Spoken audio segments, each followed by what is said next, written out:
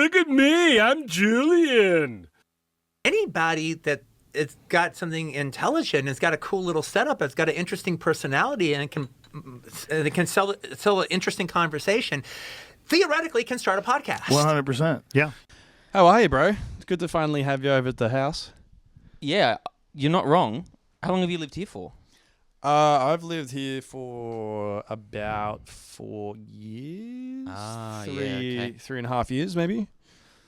I've lost track of time since COVID, really. But I think it's about somewhere between 3 and 4 years. How much rent? How much is rent here?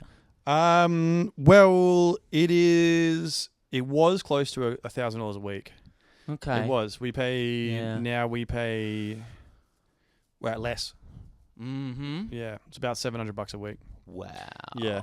We had housemates and stuff, and when they moved out, we made an arrangement because Steph and I are probably gonna stay here and raise a family here, and we're committing to it for the long haul. So Cool. it's been organized a beneficial deal for us both, which is really nice. That's good. Yeah, we got to Especially with the big backyard and stuff. Yeah, with that we take on a few more financial responsibilities with keeping the house like running, but it's good. It's good. That's a great deal. Yeah, totally. I'm Fuck yeah. paying $700 and I'm not getting anywhere close to the space and even just the overall vibe as to what you've got here. And it's a pretty cool Yeah. little street.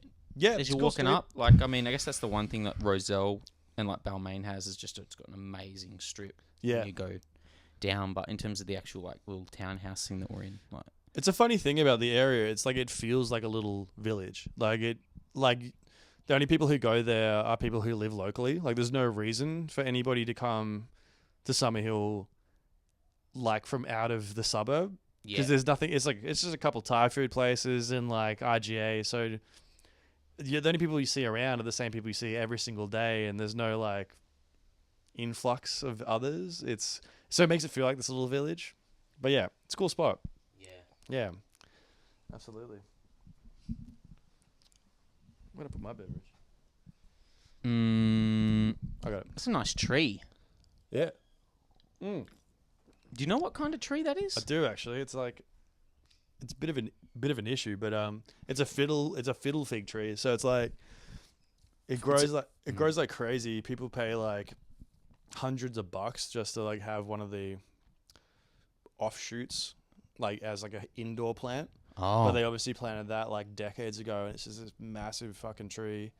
Drops all these figs into our lawn, and like figs that you can eat? I've never rolled the dice. Oh, really? They just rot.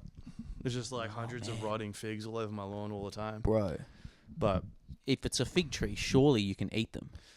You're throwing away free money, bro. I know I should package that shit and just take pickle it to 'em. the local. Just chuck them in vinegar. True. Leave it like under this patio area for a couple of years. Forget about it. Come Turn back into to wine. it. Yeah, we've been on a mad pickling tip actually. So maybe I'll get the. Have you? Yeah. We just made like fucking 20 jars of pickles. Really? It's like a tradition at Christmas that my girlfriend's been doing for a minute for family and friends. Like, Oh wow. we go to Flemington markets out at Homebush and we like get amongst it all and just buy like $100 at those markets goes so far. We come back with kilograms of. That's not where the flower privilege. markets are. Dude, it's the first The time one I've at ever the- been there. Hey, but I think you're right. The one at the is it like the real far end of Parramatta Road? Oh, it's actually at like Homebush grounds, like where the stadiums are and stuff. Okay, On the it's not- back end of it, there's like a lot of big like dispatchy sort of stuff for fruit and veg and fish and just general stuff. That's one thing I did yesterday. Is I went to the flower market, Oh, sick. but it was up at the end of Parramatta Road. I don't think it was near Homebush. I could be mistaken, but yeah, True. all of that stuff happens really early in the morning too, so we were a bit late. What'd you So- pick up? Just I couldn't tell you the names of the flowers, Pretty ones though, but right? they're Christmas themed. Oh, gorgeous. That's for sure. Yeah. Yeah. Do you think white is a Christmas color? Instinctively, no, but now when I start to intellectualize it, sure. Ah, Santa, red, white, yeah. green. Because Eve wasn't sure if she wanted the white. I'm like, but it's Christmas. You have to have white. True. Snow. Yeah. Yeah. So what? You got a nice little white bouquet for Christmas? Yeah, I'll have to send you some photos. No, Please. it was Please. just- I love a She got couple some shots. red and some like green shrubby type Yeah, no, stuff. that's Christmas. And then some. I was like, you have to get white. Get white. No, Like, you're right. You got the right. You got to mix it up with a bit of white. Yeah. Yeah. Yeah. That's cool. Good call. And I actually had an enjoyable time watching her arrange them. She's just watching her sitting there go through and like cutting them and sizing them up. Yeah. And I actually like paid attention to what she was doing rather than just. Yeah, normally I wouldn't sit there and watch her arrange flowers, but Yeah. You can appreciate the art in it. attempting to be more present, especially when I'm at home. Oh, nice.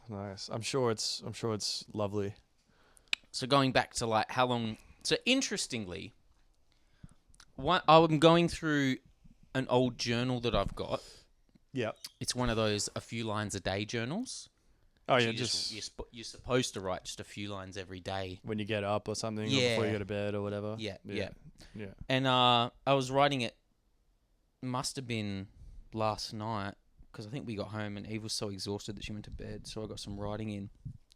And one of the things I wrote was I realized that I've known you since 2020 at least, Yeah. which is Yeah. crazy. Yeah. It would be, wouldn't it? Like unless you really think about it, you can kind of just like I've never really thought about when we met. True. So the idea that we've known each other and been friends that long, Yeah. It's nuts, isn't it? it's pretty crazy. Yeah, and it's flown by too. Yeah. Yeah. When yeah. did you start working? I started working like it was Just before after COVID? Well, I think because I remember where I was like when I got the job offer, I was working from home for a company called Cellar Masters, selling wine over the phone. Cool. How was that? Awful. Really? Awful. Yeah, I got away with a lot at home, playing Call of Duty while selling wine and Oh, stuff. yeah. But I mean, selling people things over the phone is one thing, but like having to do it with wine? it was actually really easy. You know, people want wine, Especially during COVID. Yeah, exactly. Well, that's exactly right. So, you know, you just had to. The people were prepared for your phone call. Like, it wasn't just calling random people out of a phone book. So they're ready for your call. They'd signed up for something, or Was that? they'd signed up They'd on signed an email chain yeah, or they're something part like of like a membership sort of thing, so it wasn't too difficult.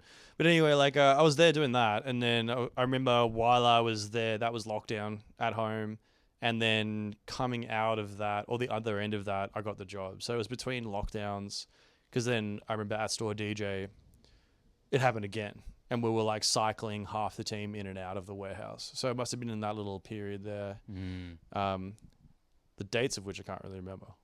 Were you in the was middle of 2020. doing stuff musically when when lockdown happened? In terms of like with Winston Surfshirt and stuff like I that. mean, super close to the wire. Actually, we were just coming back from Europe, so like we went to Europe, and we on the way out of Australia, we heard about this virus that had been going around, and we're like, oh shit, you know, and we saw it every day on the news on BBC. We'd be chiming in as we're going from like England to like Berlin to, you know, etc. And we just kind of watched it follow us around Europe. We were like, holy shit, this is starting to get really serious. People are getting hospitalized, blah, blah, blah. And we've wrapped up that 2 weeks with us bailing back to Sydney. And one of our band members stayed back to watch a Liverpool game. And he was like the first wave of people to be quarantined when they came back. So like we were really just on the cusp of that becoming like really serious. I remember going over there and having to wear a mask on the way out though. So That would have been so interesting experiencing that, like being in a different country. And then you're going from country to country and you're hearing about this thing that's unfolding as you're like in this like state. it was really weird. It felt like a film, you know, like there's like these moments of just like pure adrenaline dopamine rush of us like playing gigs, and you'd wake up the next morning hungover and tune into BBC and you're like, oh, it's getting worse. So it'd be like scary in the morning, and then you have to like put pretend like it's not happening, and then by sound check, you're in your own world again. So it's like it was this weird sort of duality. And then you're like getting rid of all this energy dump. Yeah. Because like when you're on stage, it's kind of not real. Totally. Like that, the performing that in that way, it's a different. It's not the same as like your everyday life, right? No. And also the people who were there, it's like for that moment, for those like 4 hours around the gig, you're like all the seriousness, all the chaos that's like unfolding, like kind of seeps away, and you're just in your own world, and the crowd are also there with you, like. Everyone knows what's happening, but for that, like, maybe hour and a half when we're actually on stage, you're just looking at people having the best time. And then it just feels like, I don't know, it was this weird, like, moment where it was like suspended animation or something. And it happened like every other night. And then it just kind of like, it was a weird break from reality every time when we were playing. And it was like for us and the audience, it was interesting. Suspended animation. Can you describe that for me? Sure. I mean, it's like I'm good at recalling words, but not great at the definitions. Suspended animation. It's like use it to describe like a moment in time where basically everything stands still. Yeah. In short, it's like kind of exactly that. Like the time doesn't exist for that moment, but everything else is moving around it. But yeah, I mean, that's exactly what it felt like. You know, it felt like at the time or upon reflection. At the time. Upon reflection, it felt like we had just dodged a bullet. Yeah. You know, it felt very serious and very like real. But at like, the moment, there was probably like a genuine feeling that you could have been stuck in some godforsaken country. And yeah. I mean, this is like at a time where we didn't know how serious it was, but you're hearing people are getting like hospitalized and stuff, and like Italy had fully shut down. Like Italy was like I think one of the first countries to really start making sure people didn't leave the house. You know, and you hear that's happening, and you're like, are we going to be stuck in England on the way home? Are we going to be here for months? Like, what's happening? Like, we didn't really know.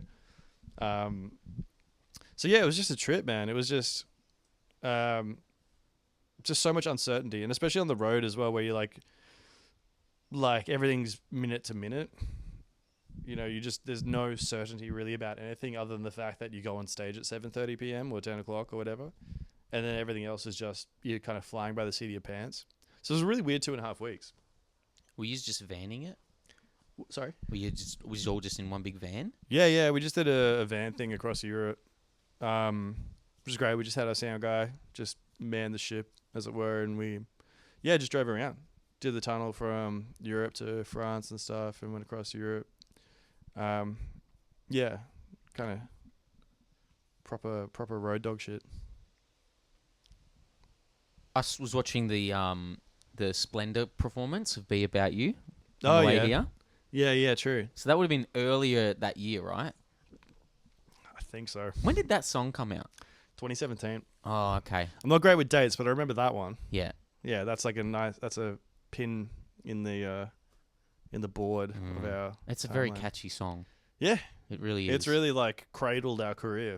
Yeah. You know, it's just like it's the first thing people hear when they go to our Spotify page, and it will be that way forever. Yeah. And some people kind of criticize their big one, if you know what I mean. Some people are kind of feel burdened by their big one, and we're like, I wish people could move on from that. We've released so much music since that, but every day we appreciate the fact that we appreciate what that song's done for us. It ends pretty much every set, you know.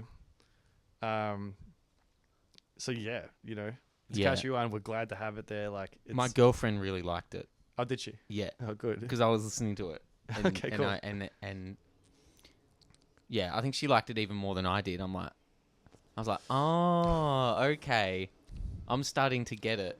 Like, I feel like the Winston Surfshirt music is not. I feel like it's more for women than men. True. And I didn't notice that until I saw her listening to it, and I was like, interesting. okay. I see what like I see what this doesn't have, because there's something that it doesn't have that like I feel like I experience in a lot of the music that I like, and I think that's because it's like made for chicks. It's all very. In the, I don't mean it as a criticism. I don't take it that way. Fact, like It's almost a compliment. Really. Yeah, it really is. I wish I could make music that was more for women instead of so self-indulgent. Instead of music for me, it's all about me. It's got to be for you. In some form. It's got to be about me. But you hit the nail on the head there. Like, all the lyrics are like so affectionate. Is like, and there's nothing whether it's that song or other, they're all about. And there's women. nothing like really harsh in any of the songs that I've heard so far. Like in terms of like the tonal palette of the instruments and stuff like that. It's all yeah. It's seductive more than like just. Yeah. And that's just a reflection of the music that we enjoy, like, collectively. We all have very different tastes in music. Like, I like a lot of hip hop and I like a lot of electronic music. People in there like you know, the Doobie Brothers and more weird left field electronica. But we all come together in this like sort of neo soul thing that we all love. Yeah. And it's always that sort of seductive edge that we all agree on. So that shows up in the music a lot because it's something that we all agree on. I know we're not neo soul, but that sort of slickness or that sort of seductive, I guess, is what makes something neo soul as opposed to just soul.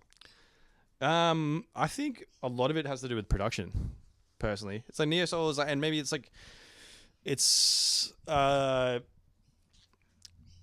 I don't know, with soul, I think there's also, in hindsight, there's a bit of like a formula, or there's something that, not maybe formula, but it kind of puts it in a particular era. And then what breaks out of that is like production techniques and maybe left field thinking with song structures or arrangements and mixed genre stuff. So neo soul might have more hip hop elements and things, where obviously in the era of like heyday of soul, they're founding the genre. It's just, there's cross-referencing other genres in there as well.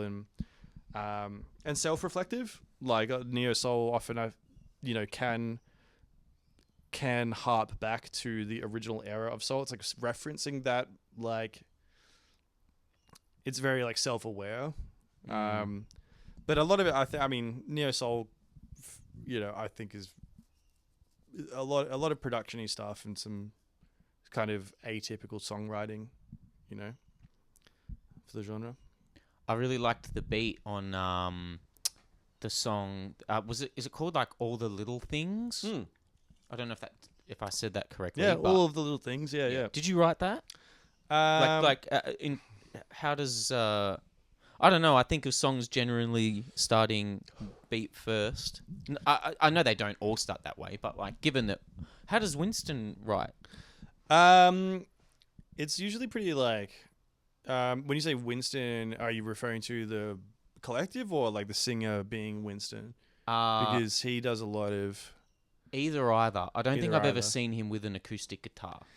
I guess I'm coming from it in terms of like, I sit down with the guitar and like generally bash out a rhythm, and then like the words tend to spring out of that. It's not always that way. Sure, yeah. I might just like fit in random words on a notebook, but normally the guitar part is the first thing that like sparks an idea. For sure. I think with definitely like a groove comes first, I think, a lot for us.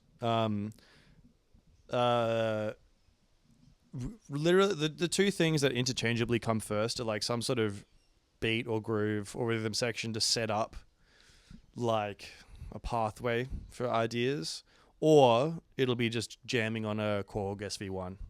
Just getting some nice tones and some chords together. Yeah, such a beautiful and instrument. Yeah, it's great. It sounds amazing. But shortly after that will come a boom bap drum kit or something, and that'll flesh it. And then maybe we might decide that boom bap kit is, what comes naturally isn't the best for it. And it might turn into a more dancey thing. The tempo might change. Is everything that you do done on the MPC? No live.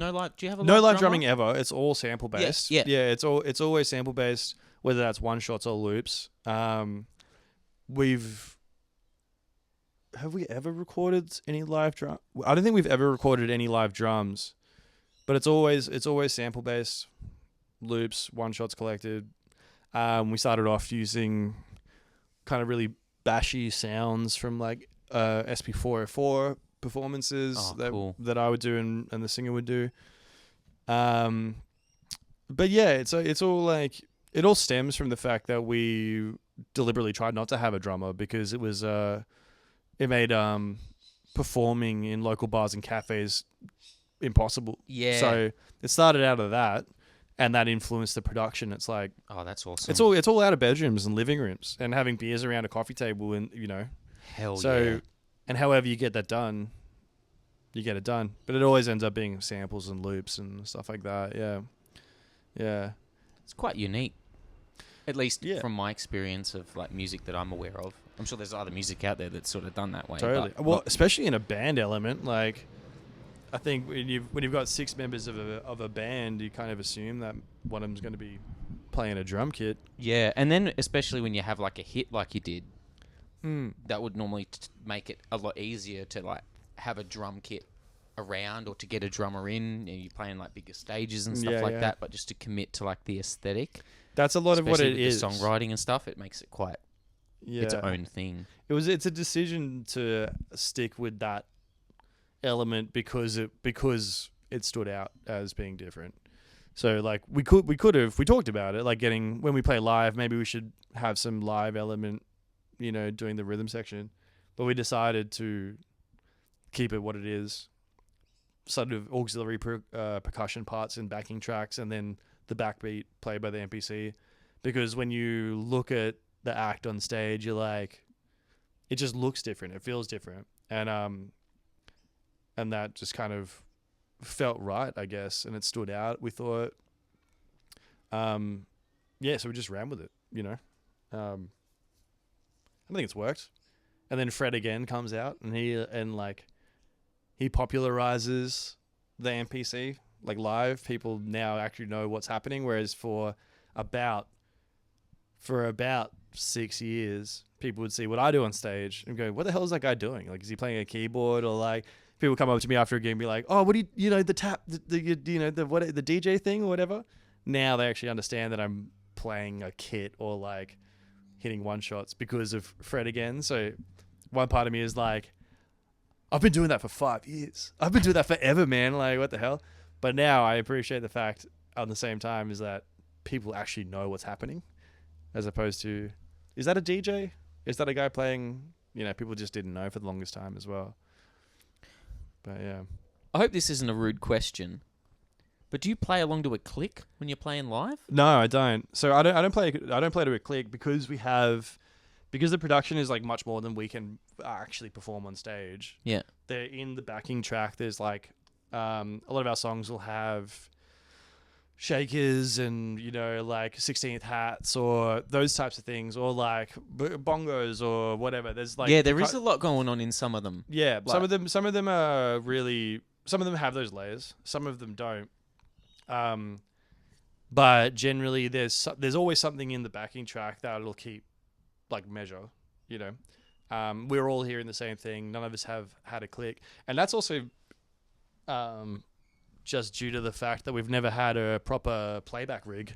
Most people will do Ableton playback rigs and they'll send click or whatever to keep it stable, but we've just had like a Boss RC20, for the Boss loop station for 7 years, and we just put all of our backing out of that loop station And just press play on them. just press play on it. Yeah, and it just plays the whole thing. Just plays the thing. And it's good because it's simple, but it's bad because it's simple. You can't get stem splits out of it. You can't change the production on the fly.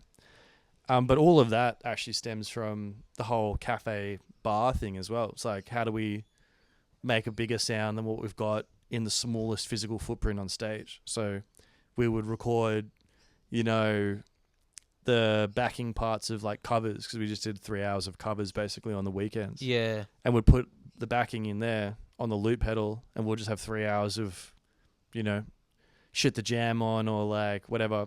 And we've just taken that on stage with us. Oh, that's cool. Same thing as the NPC, same thing as the SP404 back in the day, but yeah. How many shows would you say that you have all played together? Dude, we were thinking about this the other day. I've got no idea. It's a ton. Must be like 1,000 then. It's a lot. You can't remember. Well, it's like the just trying to put a number on it is super difficult because like. Are you all friends from way back? I don't really know much of the origin story of the band itself. Or So me and the trombone player are probably the most. We're like the blow-ins when you consider that. there's like a boner joke there, a blow-in joke. There's something that I couldn't get to. We'll cut there and you can insert that later. Yeah. Insert that boner. That's it. Hey. But yeah, so like the bass player and the keyboard player are related. They're cousins. The singer's wife is the bass player's sister. The guitarist is a high school friend of all of them. They all went to high school together. I was introduced from a mutual friend named Mitch when we were all doing band stuff at the same time. They had their own band, that half of the band. We had our band, and he introduced me to them at that time. And we just got along because we had similar hip-hop sort of interests. And then Were you doing the same thing in the other band?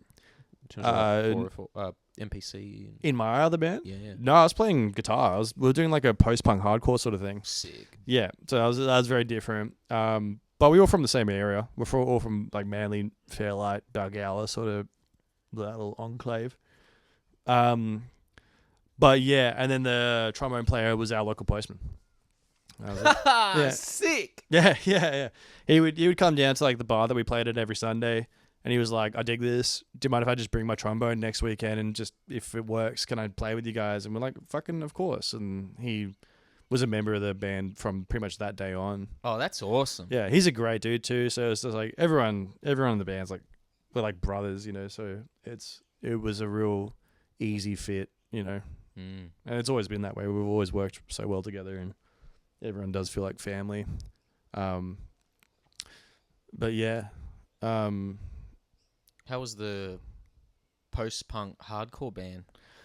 that was cool. We had a little shine. We were called Chicks Who Love Guns. That's cool. Yeah. It was just it was like a reference to like a Quentin Tarantino. It was like the opening of Jackie Brown. Where they're watching like the TV, and then like there's the really American bikini-clad chicks firing AKs in the desert. Awesome. And like that promo video, I think it was for the gun company or whatever that's being promoted in the video is called. I think it's called Chicks Who Love Guns. I can't remember the exact reference, but that's where it came from. And we had our moment. We were doing shows. We were playing with bands like Die Die Die and The Scare and stuff like that. And we played a Big Day Out. Oh, really? Yeah. We played. Sweet. Yeah. We played earlier in the day on a Big Day Out thing. Which and, one? Dude. Who headlined?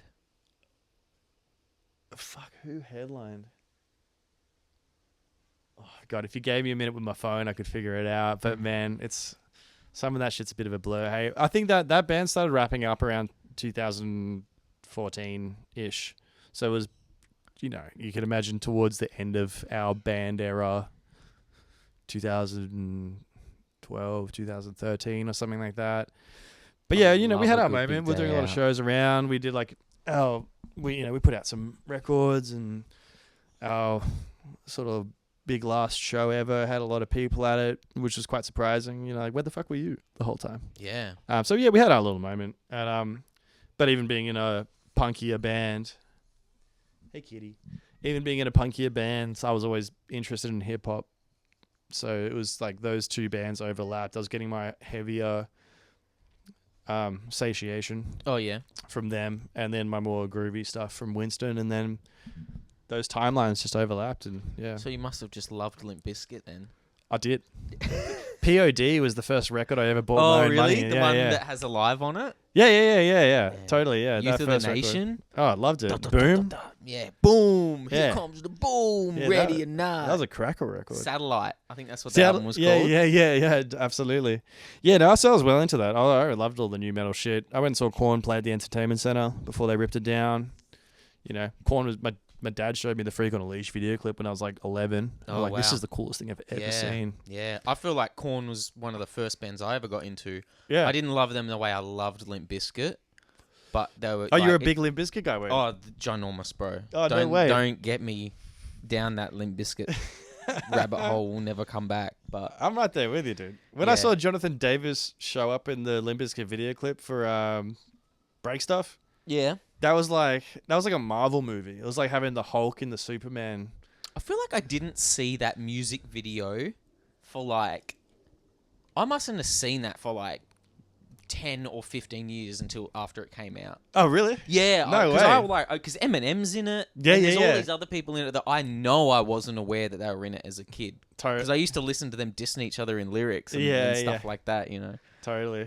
Were you a big Eminem guy when you were younger? Like Yeah, young? I was. Yeah, like I think that I was it's too. easy to D12 and forget stuff. that like Eminem was kind of the biggest thing in the whole world when he was out. Like, Yeah, that yeah. Marshall Mathers LP. I still have memories of listening to that, falling asleep in the back of my brother's car, Totally. going from, I don't know if it was basketball or volleyball or who we were with. I don't remember what was going on, but I just remember that album a lot. Yeah. For sure. That's where a lot of my like music listening experiences came from, was being in the back of the car of, you know, older siblings. Yeah, really? Yeah, Yeah. true. I remember my brother Matt asking mum and dad if he could like have the R in his name backwards on whatever school form he was wanting to fill out. So like, Just just how much they love proper Big Brother corn. stuff, isn't Yeah, it? yeah. Yeah, that's great. I love that. And like Ice Cube on the Children of the Corn. Oh, yeah, for sure. So good. Do you remember the Up in Smoke tour? Do you remember that? Yeah. Oh, yeah. Oh, I actually, no, had was that it? DVD kicked around. Oh, you Sorry, thinking no, it wasn't the Up in Family Smoke. Values Yeah, tour? Family Values. Yeah. Yeah. That's what I'm referring to. Yeah, that was a great mashup for a young man. You were right on it with the Family Values thing. Oh yeah, this is all the information I have in my head. Hopefully one day I'll be able to make some sort of financial gain for the fact that it's just rolling around in there. I can't seem to get, you know, other areas of my life off the ground, but they're all weighed down with Limp Bizkit trivia. That's the bedrock of you. Yeah, everything springs out of that. I remember my mum's taking the Significant Other album off me. I must have been like 7. Oh yeah, I would have been like really, really young, but like she would have heard. She heard the End Together Now, Oh right, and yeah, so yeah. there's just F word after F word, and I'm like probably 7 or 8 listening to it on my brother's stereo, and she was just like, "What is this? I've Yeah. never heard such filthy language in all my life." But that's so good. That revs you up though when you're young. Yeah, You're it like, gets this you more is- into it. This is the thing, right? Yeah, Yep. How could you crash a Ferrari? How, like, do you just have no respect for anything? Yeah, like, yeah. I understand people crashing cars, but Ferraris, man, Come on, man. those boys from That's Corn, a fine Italian machine, right? that's there, dude. right. They are next level, bro. Yeah. Just how it starts with that snare hit. Yeah. Yeah, Dude, that takes me back. yeah. I could Fuck, talk. I'm gonna listen to that later on. Oh man, I could talk about Limp Bizkit and Corn all day long. Beauty. Yeah, Fuck I saw yeah. Limp Bizkit when they played at the Horden, maybe Just recently? the year before last. Yeah. It's fucking amazing. Like Was it? they didn't play a single song off their new album. Oh, because that's which credit to them. I couldn't believe it. You would appreciate it when they did it, but they know why you're there. Yeah. You know? I was down for that Dad Vibes single. Like I really Sure. wanted to hear that, but Yeah, like, yeah. man, they played That's 1999. so good though. Yeah, right. It's amazing. That would have just ripped the roof off though. Like, the whole set. Yeah. It That's really like- did. just give it to It them. was crazy. Yeah, they really just gave you exactly what you wanted. And they didn't phone it in either. Like they were there Really? for it. How's Wes? Was he They- dressed up? Yeah. He looked crazy. Yeah, sick. Yes. Love it. Limp Bizkit. The conversation always ends up back at Limp Bizkit with me. Sooner or later, it'll end up at Limp Bizkit or... Is that what we're doing? We're just trying to funnel these questions down to a way that we can get it back to Limp Bizkit. Unfortunately, if I ever have an episode of this podcast where Limp Bizkit doesn't get a mention, mate, it'll be a special one. You need a Limp Bizkit Patreon thing where it's just... Okay, now the podcast's over. We got 45 just for Limp Bizkit, and then you can reminisce. Yeah, true. Or do a mashup. There you go. Once I've like spoken to like enough people, There you go. just like post all of these different clips of me fanboying out about Limp Bizkit. Love it. I'm there with you. They really, like, between him and Eminem, they really taught me how to swear and how Yeah, to just true. have a fucking bad attitude whenever Totally. anyone questioned me about anything, Have a which really hasn't served me well in life, because, like, whenever anyone questions my, why are you asking me anything at all? How dare you? I know exactly what I'm doing all the time. Thank you. That's funny. It's not Sets your baseline for the rest of your life. Yeah, really not a good one. So going back to this thing that I found in my diary that I mentioned 30 to 20 minutes ago, it was January 20th, 2021, and this impacted me enough for me to write it down. And I wrote down about how I was inspired when I overheard Joshua Cardozo. Oh, yeah. Shout out to that The cunt. dozer. The dozer. Just plowing through. Yeah. He was talking to you about his mental and physical health struggles. I don't remember the specifics. I think it was probably just something about, like, hearing him just being open and honest about him enough for me to overhear it. That I sort of, like, just in the warehouse or something, just talking. Yeah, which I sort of kind of found a little bit inspiring. And then that sort of, like, scaffolds into, like, my thoughts about, like, music. And then when I was, like, trying to do a few different podcasts in the past and what I conceptualized that they'd be about, and then we were talking about meditation the other day. We were, yeah. And I guess just the role that music plays in our lives, because I feel like when I was a kid, I couldn't understand how or why someone like Kurt Cobain would want to kill himself. I remember, like, having that Nevermind. I'm not sure if you were a Nirvana fan at all. Oh, big Nirvana Growing fan. up. We were just doing Nirvana covers when we were kids, man. For sure. Big Nirvana fan. I still remember getting the CD and just, because that was my whole childhood, was just flipping through my brother's Yeah, how good CDs. was it? And, Yeah. and I found this Nirvana CD, and obviously the album cover is so striking. Well, Nevermind or In Utero? Yeah, Nevermind. Yeah. I remember flicking of it, and I was looking at it, and my brother said to me, he said, "Oh yeah, that's Nirvana. The lead singer shot himself in the head." Whoa. I'm like, wow, that's a lot of information to my fucking 10-year-old brain, or however I was. And I just kind of remember being a bit shocked by that, and, like, not able to comprehend the idea that someone would be so sad that they would want to do that to themselves. Mm-hmm. And that was kind of before you start, like, learning about the implications of, like, the fame and fortune that he had. And then when you learn about all of that stuff, you're like, wow. And he still wanted to fucking kill himself, and he had all of that shit, you know? And then I feel like it must have been a few years ago, like, I don't know, twice a lifetime since I was meditating on that. I sort of, like, sometimes I feel like I've ended up at this point where I'm like, how the fuck does, like, anyone not kill themselves on a daily basis? Like, the world is so... You can spend... there's just an endless river of fucked up shit that we do to each other as people. If you want to look for it, you'll find it, for sure. Yeah. And... Yeah, and so we all must have those things if we stick around. And so, like, you know, why do we stay? Why do people choose to stay? And I just feel like music really plays a role. I feel like music plays, like, a central role in, like, how we, like, connect and how we... Mm-hmm. Anyway, I don't have a question out of all of that, but that's just a little spiel that I have. That's part of the story I tell myself when I think about why music means so much to me. And Oh, dude, totally. Like, I mean, it makes... There's a saying, I can't remember where I heard it, but there's a saying that I probably repeat to myself a few times a week when it comes to that sort of stuff, because I've struggled with mental health issues most of my life without realizing it for most of it. But like, just how you know, stop yourself from getting to those dark edges. And that is, like, just tend to the garden that's closest to you. And I've held that very close. Like, you see so much out there, you know, there's so many external forces in life that, you know, that influence the way you think. And by just focusing on the closest things to you and just tending to them and nurturing those things that you feel passionate about and that put you in a good place, it's the only thing that'll make you happy. And for a lot of people, that is music, whether that's you're creating it and that's your outlet, or whether you're consuming it and that's your escape. It's just like, you need things like that in life that keep you centered and stable. And when you're able to create the music, it's a massive like relief, you know. You could be making dance music, you could be doing solo acoustic stuff, you know. At the end of the day, it's expelling so much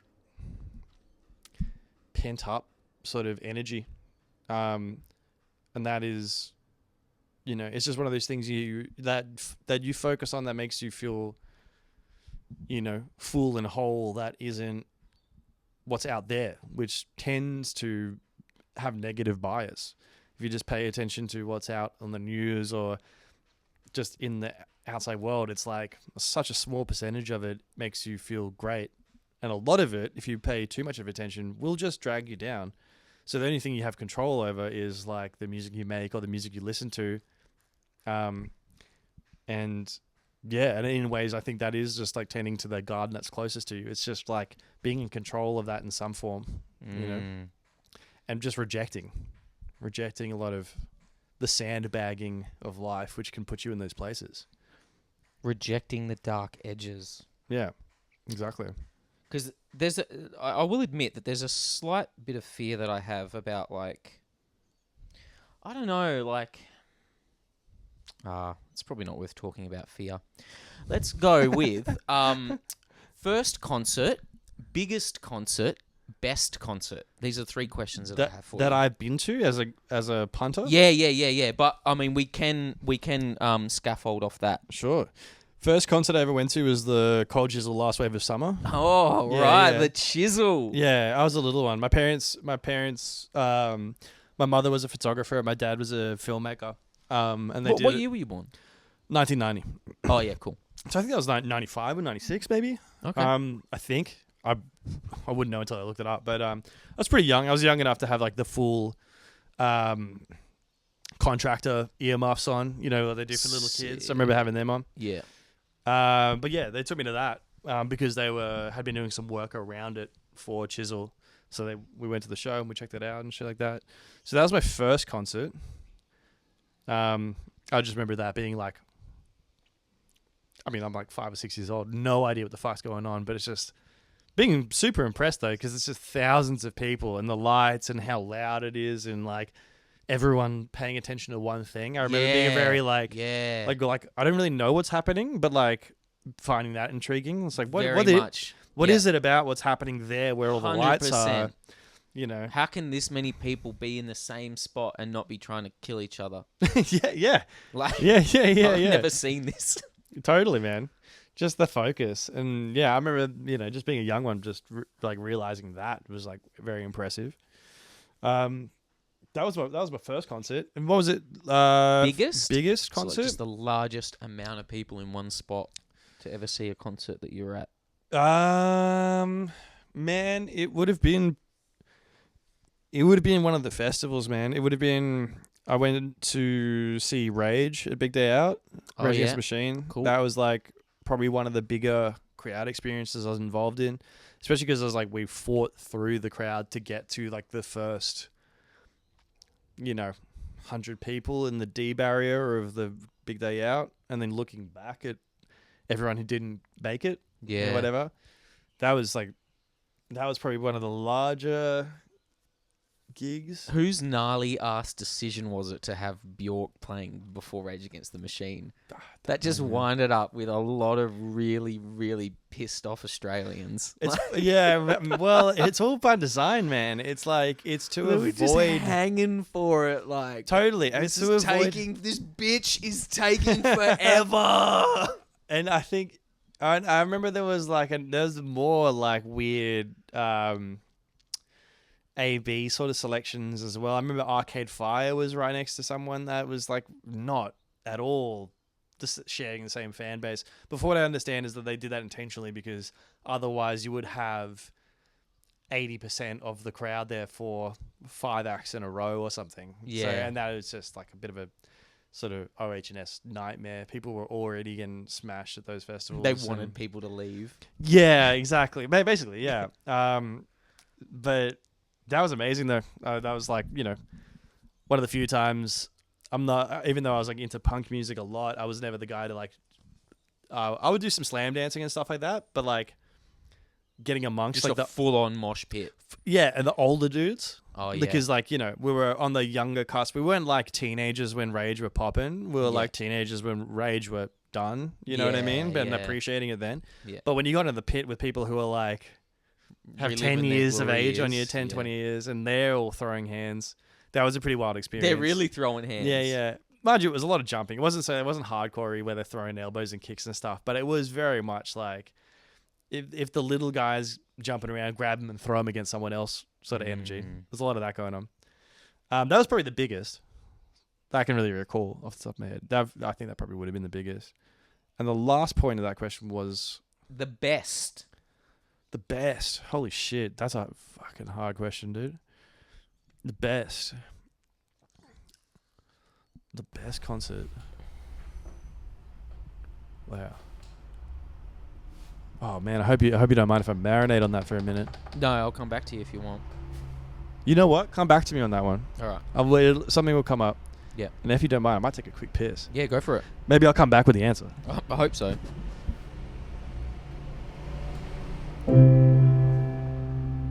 Yeah.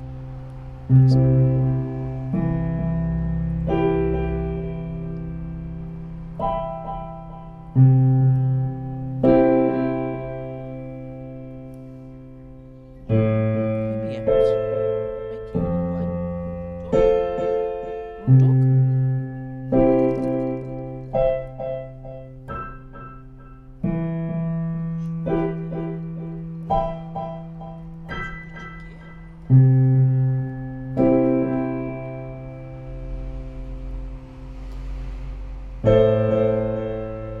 Get my phone.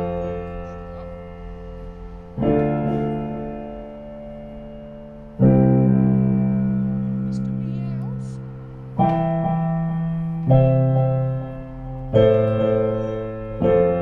I just wanna be about you.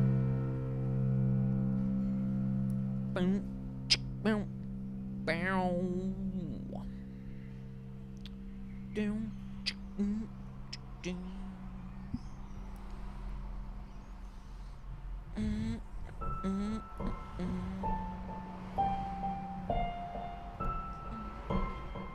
Yes. Oh yeah, thank you. So I had to think while I was Marinating. I was marinating in the bathroom. It is a very broad question. Yeah, for me to it's, answer, I but- think of these as rude questions, but I like answering them. It's like later I'm going to ask Rude. you what your favorite movie is, which I just think's rude. It I is think it's rude. because it's like, how dare you make me choose my favorite movie? And I wish I had straight answers for you because that'd be That's why I asked. good. Yeah, true. I can't think of like, because it is such a broad question. I can't really give you like what is. Something Far must and come away- to mind first. Though. So what I've got for you is that what was really special, like a very particularly special gig, was seeing Taylor McFerrin at what is now not there, Good God Small Club, which turned into Plan B in the city. Taylor McFerrin is Bobby McFerrin's son, who did Don't Worry, Be Happy. You know, the singing Bass Fish song? Yeah, yeah. His son put out this... No idea who his son is. dude, you should listen to the early Riser. I will. It's an immaculate album. It's got Napalm on it before Hiatus became what they are. Hiatus Coyote. Oh, okay. That is a really, really good album, and it was really influential on Winston. Actually, it was one album that we definitely all agreed on as being just front to back, just a great listen. And and he came to Sydney and played this small club, probably like maybe 150, 200 cap venue on Liverpool Street in the city, and we all got tickets to that. And that in the moment felt really special because we loved that album so much, and we couldn't believe that he was in Sydney and at that venue where it is just, you're right there watching him do the album front to back. And it was just one of those moments you're like, I can't believe we're all here, we're witnessing this, and it will never happen again. He'll never come back to Sydney. He may have. If he did, I'd be kicking myself because he's great. And but just that was such a special moment. Were you already for us. aware of him prior to that album coming out? Like, were you already fans of his No, work? truthfully, I can't remember. Can't remember how it pops up either.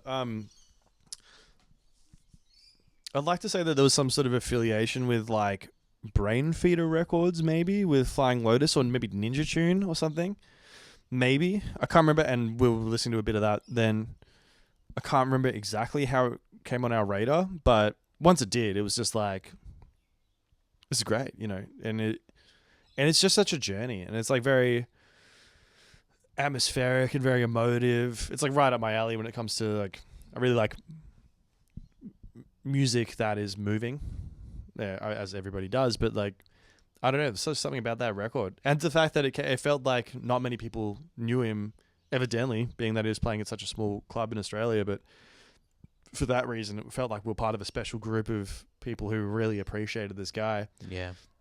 And, you know, we got a chance to say hello and thank you for the Oh, album. wow. You know, That's cool. Because it's a small club, you know, he Yeah. finishes the set and he's just there. Few things are more like enjoyable than being able to like shake the hand of someone that's made art that's really affected you in a profoundly deep way. Yes. More than even like, I wouldn't even want to have a conversation with half of the musicians I love, but like It's pretty intimidating. just to shake their hand and just say like, Yeah. mate, thanks. Dude, I'll tell you that it's funny that that brings up two things. So I've got another, this is like the A and the B to that best gig ever. I'm a big fan of Flying Lotus and his record label and basically everything he's ever done. And I saw him at Laneways once. Yeah, did you? Yeah. How good is he live I think too? maybe Father John Misty played the same day, but yeah, really good. Impressive stuff, Yeah, right? And yeah. and I see him every time he comes to Australia. Like even if I can't see him in my city, I'll go to another city to see him. Like I'm a big fan. Cool. But anyway, he had an association with a club called the Airliner in East LA, and they had this Wednesday night club night called Low End Theory. And I've been fortunate enough to go to the States a few times, and I think I've been to that club night maybe 5-6 times over my life, you know, consecutive weeks or maybe on different trips and stuff. But part of that whole clique of people was a DJ and producer called the Gaslamp Killer. And when I was making beats on a 404, for years, he was another one of those guiding lights that I look to is like, this is cool music. And Flying Lotus. The Gaslamp Killer. Oh, okay. It was obviously, but because the reason being the Gaslamp Killer has a residency or had a residency there, and he played every single Wednesday night. So no matter who was playing, you see John Wayne, Earl Sweatshirt would rock up, a bunch of random people. The internet would play one night just like unannounced, but he was there every single Wednesday, and I was like, one of the few times in my life that I've met someone that I was like nervous and was like, if I don't say hi to this guy, I'm gonna miss my chance, you know, like. And I remember going up to him and being like, dude, I just need to shake your hand. I love you. I'm from Australia. I'm here to see you. Thanks so much for the music that you put out. And kind of gave him like a very short but very like intense thank you. And he just gave me like, ha, cool, man. And then walked away. And I was like, yes. I got in there and I said it, and he knows that he knows. So yeah, that was seeing those gigs up there at some of the best gigs I've ever been to, because I was there on my own for half of them, so it's just me just listening to the music. I'm not there getting fucked up. I'm just being like, I can't believe I'm here at the Low End Theory. Yeah. So those are some very touching gigs for me. And just off the back of your like meeting people, like me, you know, if you're seeing people and wanting to shake their hand and stuff. Actually, no, I won't tell that one. Nah, do it. I'll tell you part of it. I'll tell you the bit where I put my foot in it. But we were playing Origin Festival in Perth for, I think it was a New Year's gig actually, and Skepta was playing. And I was a big Skepta fan, like up until about the Konnichiwa album, where my ADHD brain moved on. But anyway, I was a big fan then, and he was playing the same festival. At least I was pretty sure it was Origin.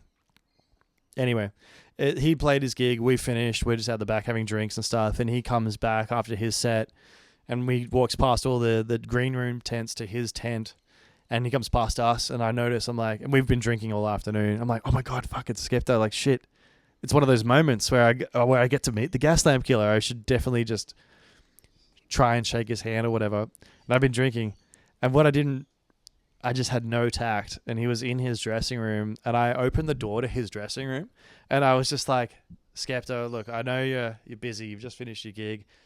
I just wanted to say thanks. Can I get a photo?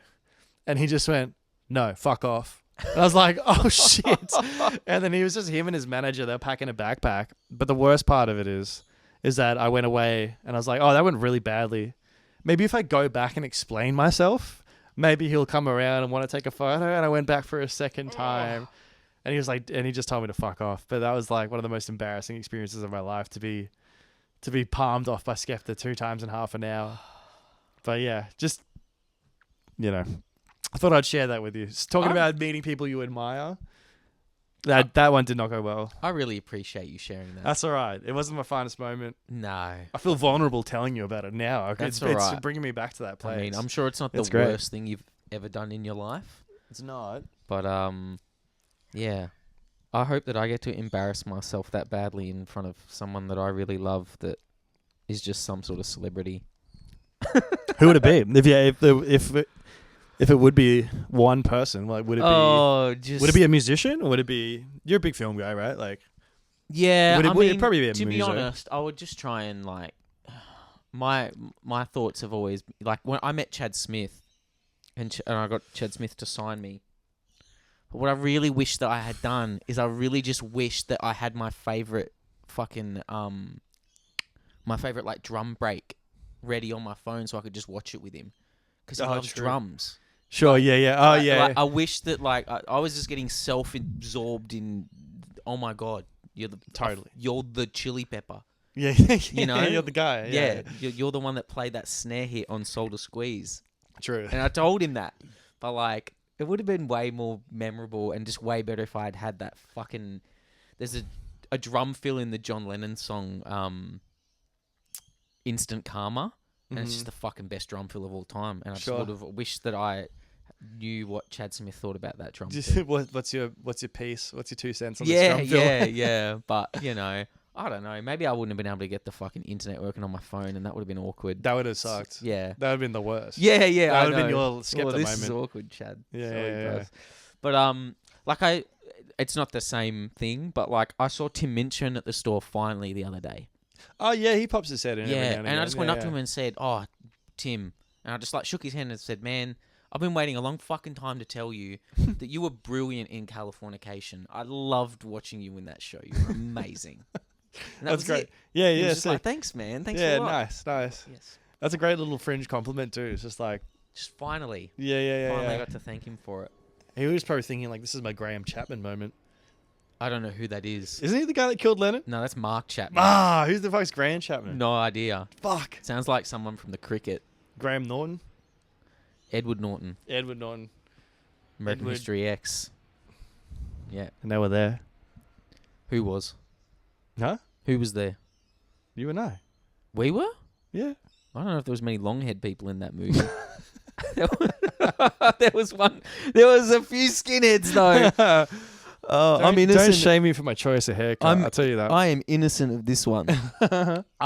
So like just dovetailing back to, there's something really beautiful about an artist dropping a really special album in your life, in their career, and you like that album really like resonating with you, and you don't know any of the songs, and you take that album home and you're fucking listening to it, and it's just like just taking over you, and then you fall in love with it, and then you fucking hear they're touring and you buy the fucking ticket, and then you fucking wait, and you're waiting months and months and months, and you're rinsing this album, and then sooner or later you're like at the fucking concert and they're about to fucking come out, and like what you were saying with that McFerrin, what was his first name? Taylor McFerrin. Taylor McFerrin. That's like the first thing that brings to mind is like me when I saw Kanye West do Yeezus. Like, not the same in terms of him being unknown, but just like I was like the build up and the release of that. just the hype. Yeah. And it being so, especially Kanye too, because it's like that is like the circus is coming to town. yeah, bro. Yeah. And I wasn't like, I didn't really know a lot about the Dark Fantasy album. Like that kind of went a bit above my head. Like I wasn't really listening to that kind of music at the time. Sure. Yeah. But I was right in it for fucking Jesus. Like I was just, True. I was primed for that, and it was just so bonkers, like sonically, and that was right into like what I was enjoying the most at the time. And then, yeah, I just remember equating it. This will be sacrilegious to a lot of like, rock music fans, but it must have been like seeing Led Zeppelin in the 70s. It was like, in terms of spectacle and stuff, sure. He was the biggest thing. Sure, yeah, And, yeah, like, totally. He's fucking playing in Perth. The fuck? Like, Yeah, truth. and he played Blood on the Leaves twice. He didn't just play it once, he played it twice. Like, it was just, oh man. It was Yeah, fucking- wow. It was amazing. Where do you play in Perth? I think it's called RAC Arena now. Yeah, right. Yeah. Truth. That would have been, I mean, like, I don't know. My assumption is through playing in bands, it's like not everyone shows up to Perth. Like, Yeah, that's in correct. terms of touring and stuff. So, Yeah. like, I don't know. I mean, that must have been huge then. I'd say like 50% of the bands don't. Well, yeah, I mean, it's just such an extra, like, if you're doing an East Coast tour, it's like East and then Perth. Yeah. So when something like that happens, it must be like everyone's going to that. Yeah. You know what I Yeah, mean? yeah, Like, definitely. yeah. Yeah, yeah. Tons of bands don't go there. It must have been a really cool experience. Actually, no. Before I go with that, what about like hip hop? Touching on Kanye and your love of like the 404 and the MPC one. What's your go-to with like hip hop growing up? In terms of like how I came across it, like, Yeah, or like like, your favorite artists and stuff. So like for me, it was just a slipped right into with the exception of Warren G. It was more of like that soul sure, G-funk sort G-funk of stuff. shit, yeah. It was just a natural progression from like Korn and Limp Bizkit to Ice Cube and Wu-Tang Clan, sure, and then Eminem. Yeah, so yeah, like yeah. my love of hip hop sort of comes from those particular artists. I think well, my dad was instrumental in my like music knowledge. Like when I was a kid, I was like, you kind of hear what's on the radio and like hear what your friends are listening to. And my dad would just supported that, and that was like Eminem and D12 and stuff like that. You got siblings? I got a younger sister. Oh, cool. Yeah. But my dad, because he was doing work in the music industry, like he was working for BMG and stuff, like helping do video clips and stuff, and he would almost get, I can't remember the exact arrangement he had, but almost allowances for CDs. So he would get like boxes of CDs from record shops. Oh, wow. Can't remember exactly what was going on there, but he would just be like, I'd be like, oh, Dad, have you ever heard of Eminem? He's like, yeah. And I was like, we're in D12, and he gave me like a D12 record, when I'm like 10, 11. Actually, no, pardon me. It wasn't D12. The exact instance was like, I was like, have you ever heard of Outkast? And my dad was like, absolutely. And when just got Stankonia off the record, off the, the mantle or wherever the record was, and gave that to me. Is that the one with Miss Jackson? Yeah. Yeah. Sick. I was a big fan of that song as a child. And he was like, I've got the CD, and he gave that to me, and I put that in my little CD wallet. And that's kind of where a lot of my sort of early hip-hoppy sort of stuff came from. It was like at that age, like, primary school stuff was like Eminem, D12, Outkast, a few things around that. I was into Kid Rock at the time. Oh, yeah, great. Yeah. Devil Without a Cause? Yeah. That album is a 10 out of 10. Yeah. All killer, no filler. I will not listen to anyone disrespect Devil Without a Cause. Bro, I wasn't going to. As an album, it's fucking flawless, bro. Like it is Top to it is bottom, amazing. A grade, It fucking uncut. is incredible. Dude. Yeah. I remember like fawning over that as a kid. And then I remember getting into high school, and then like hip hop wasn't popular. And and I was like, okay, I'm like the only one who enjoys this sort of music, at least at my school. What like, year is this? Like what year would you be talking about? When I went into high school, it would be 2002. Wow, hip hop 2000. not popular in 2002. Well, amongst the circle of kids I went to school with. So of course it's popular, 50 Cent's around and shit like that. So it's definitely like popular, but like I went to The Eminem Show would have been the hot album at the thing. time. When I got to school, everyone was more into bands and stuff, and I like band music, but Like I was Nickelback. yeah, like Nickelback, exactly. Creed, yeah. I had my Nickelback moment. Recording Nickelback onto cassettes off my little boombox from Nova. I think I had nosebleed section, and then whatever the fuck which that Creed one. song do I have to fucking scrub over to get this new Nickelback track on? Oh, it was shit. It was shit like that when I was a kid. You're just a sponge that age, and you're like, oh, it's got a hook. I love it. Yeah, when I got to high school, everyone was like more into bandy sort of stuff. So like that sort of bled into like White Stripes, and you go, oh, White Stripes, Hives, Nick Cave, you know, that starts to like pop up. And then you just kind of, and then when I started going through that stage, like band stuff, my dad was like, that's obviously his jams, you know. So he was like, here's Led Zeppelin, here's like Captain Beefheart, here's Zappa, here's, you know, The Who, here's Sex Pistols, and I went massive into like a, you know, Sex Pistols, The Addicts, sort of like Buzzcocks, You just like went full punk rock. full. Yeah, you should see photos of me. I'll show you one after this. Nice. Of me in that era, long hair, pinstripe pants, safety pins, all the shit. Yeah. So I went into that. I rocked red skinny leg jeans for a time. Did you? Yeah, Well, there you that's go. a guilty confession that I have. I didn't own a pair, but I had a lot of friends who did. Yeah. You know. What a disgusting look. Oh no way. Looking back, it's pretty funny. Oh, it's So we did that, and then to kind of circle back on the hip hop thing is like when I got to year 11, I was like, oh, actually no, hip hop is cool still, and then right then I was like, Tribe, Jurassic 5, Dilla, you know, Wu-Tang was huge. I remember hearing Method Man, because I didn't hear Wu-Tang until then, like year 10, year 11, and then Method Man, that track, just me and my mates just like doing the verse METHOD in the art room.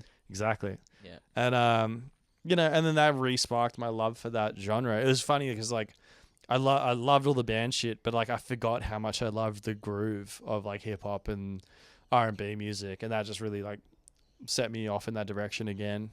And then those two loves were parallel and cross-pollinating, you know. But yeah. Do you still play guitar? Dude, rarely. It's actually a little bit of a point of shame because I played it for, you know, a decade. Yeah. Like, was that your would you consider that your first instrument? Yeah, totally. Yeah, for sure. Yeah.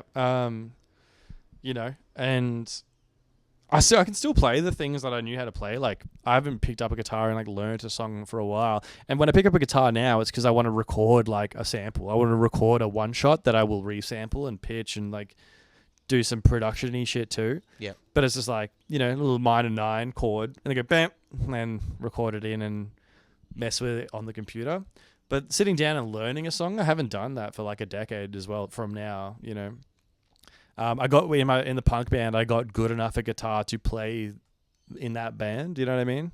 You don't have to be a super technical guitarist, you just have to be energetic. Yeah. And intense and forceful with the guitar playing. And so long as you're that, then you're executing it. Yeah, properly, I love that you know? about rock music in general. Like, Oh, it's yeah. just this, like, doesn't matter how good you are. It's just like using what limited knowledge you do have, just make something fucking awesome. Exactly. You totally can. Like, Totally, yeah. And that came out of my like sort of love of like Sex Pistols. It's like, oh, these people don't know how to play their fucking instruments at all. yeah, And you just go, oh, I guess, you know, I'll just get good enough to play in the band. yeah, You know, I'm not a shit guitarist, but like I don't have great theory. I don't have like great understanding of like chord progressions and stuff. But if you were like, if you picked up a guitar now and you're like, let's play this together, we could jam. I don't necessarily know what I'm doing, but I can hang in there and play guitar still. Although it's rare that I pick it up and actually write tracks with it. You know what I mean? What guitar were you playing when you were in the punk band? Fucking Jag. Oh yeah, okay. Because I was a Nirvana fan. Ah, So I was like, I need the Nirvana guitar. yeah. Then I'll play like Nirvana. And then I'll be like the guy. Yeah. And that's that was a thing. And then I got a telly, and then it was just telly from then on. So because like the tone and just I don't know, it just played so much nicer. It was just so much like easier to be on stage with as well. But yeah, I've still got both guitars, but the telly is the one that's on the guitar hook, and the Jag's in the case and stuff. And the Jag was always such a problem. Like the way we were playing, it's like I'm always jumping strings out of the Bridge. yeah, Yeah. and just like it was just always a nightmare. And then when that almost got incorporated into our tracks, like the sort of chaoticness of string noise and stuff. But yeah, it was just the telly was like such a was just so nice when I had that. That became the workhorse after a while. But yeah, Jag is one of the Fenders that I've never had. I've had a lot of Fenders, but I've never actually had a Jag. when I started playing it the right way, we started to be a bit more delicate with it, and like It's got that jangle. It's got the similar kind of jangle, the looseness that a Jazz Master sort of has, which is the closest thing that I've got. But oh, true, yeah. You still play the jazz? no, I never fucking play it. I just like looking at it. It's like just so sexy, beautiful. isn't it? Oh, yeah, It's like I a think Cadillac, about right? selling it like all the time. Whenever I think about needing money, I think, fuck, I could sell True. that Jazz Master. But then you're selling a guitar. But then and I'm that sucks. selling like my favorite guitar that I've ever had, but I never play it. But I just love the way that it looks. You it's got to this- hold on to those ones though. It's this mocha burst. It's like a sunburst, but it's like gold chocolate coffee sort of like. Interesting. Yeah, it's fucking incredible. I'll Yeah, try to nice. remember to send you a photo of it. Oh, please do. Yeah. It's so beautiful. I love it. But yeah, sadly, it's just sitting on the guitar rack without strings on it. If you feel that way about a guitar, then you shouldn't sell it. Yeah, I had a If blue. it's that difficult, Yeah, I I had a blue telly that had that was like sparkly Lake Placid blue, and it had white pinstripes on the side. Fuck, it was so Oh, nice. wow. But I had the same neck on a Strat, so I decided to sell it because it had the same neck, and I wanted an extra $2,000 to get more Chili Peppers tickets. So True. it was money well spent. Totally. Yeah. Now you got a memory. I spent way more fucking money on the guitar than I ever got back from it. It must have been. I want you to go back into your memory bank. Hearing a Winston song on the radio for the first time. What was that like? I've never fucking heard that. And again, scaffolding seems to be the word that's coming to my head a lot. Like seeing your store for sale. Like I've seen your music for sale at like a JB Hi-Fi. Like It's a trip. center fucking aisleway as you walk in. Yeah. That's fucking so cool. It is wild. It is wild. Having songs with like millions of plays on it. These aren't things I can relate to. It is crazy. Yeah. It is fucking crazy, especially when you're starting out and things start to pop off. You're like, oh my god, your eyes like open up, like, oh my god, things are happening. It's to hear that song on the radio and to see that record in JB Hi-Fi. You're like, all right, like,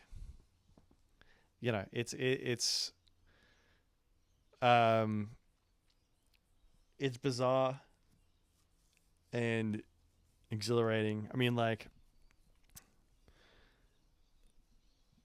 to hear like that a friend who's now living overseas hears your song in a barbershop, like, what the fuck? No way. And like, I still get that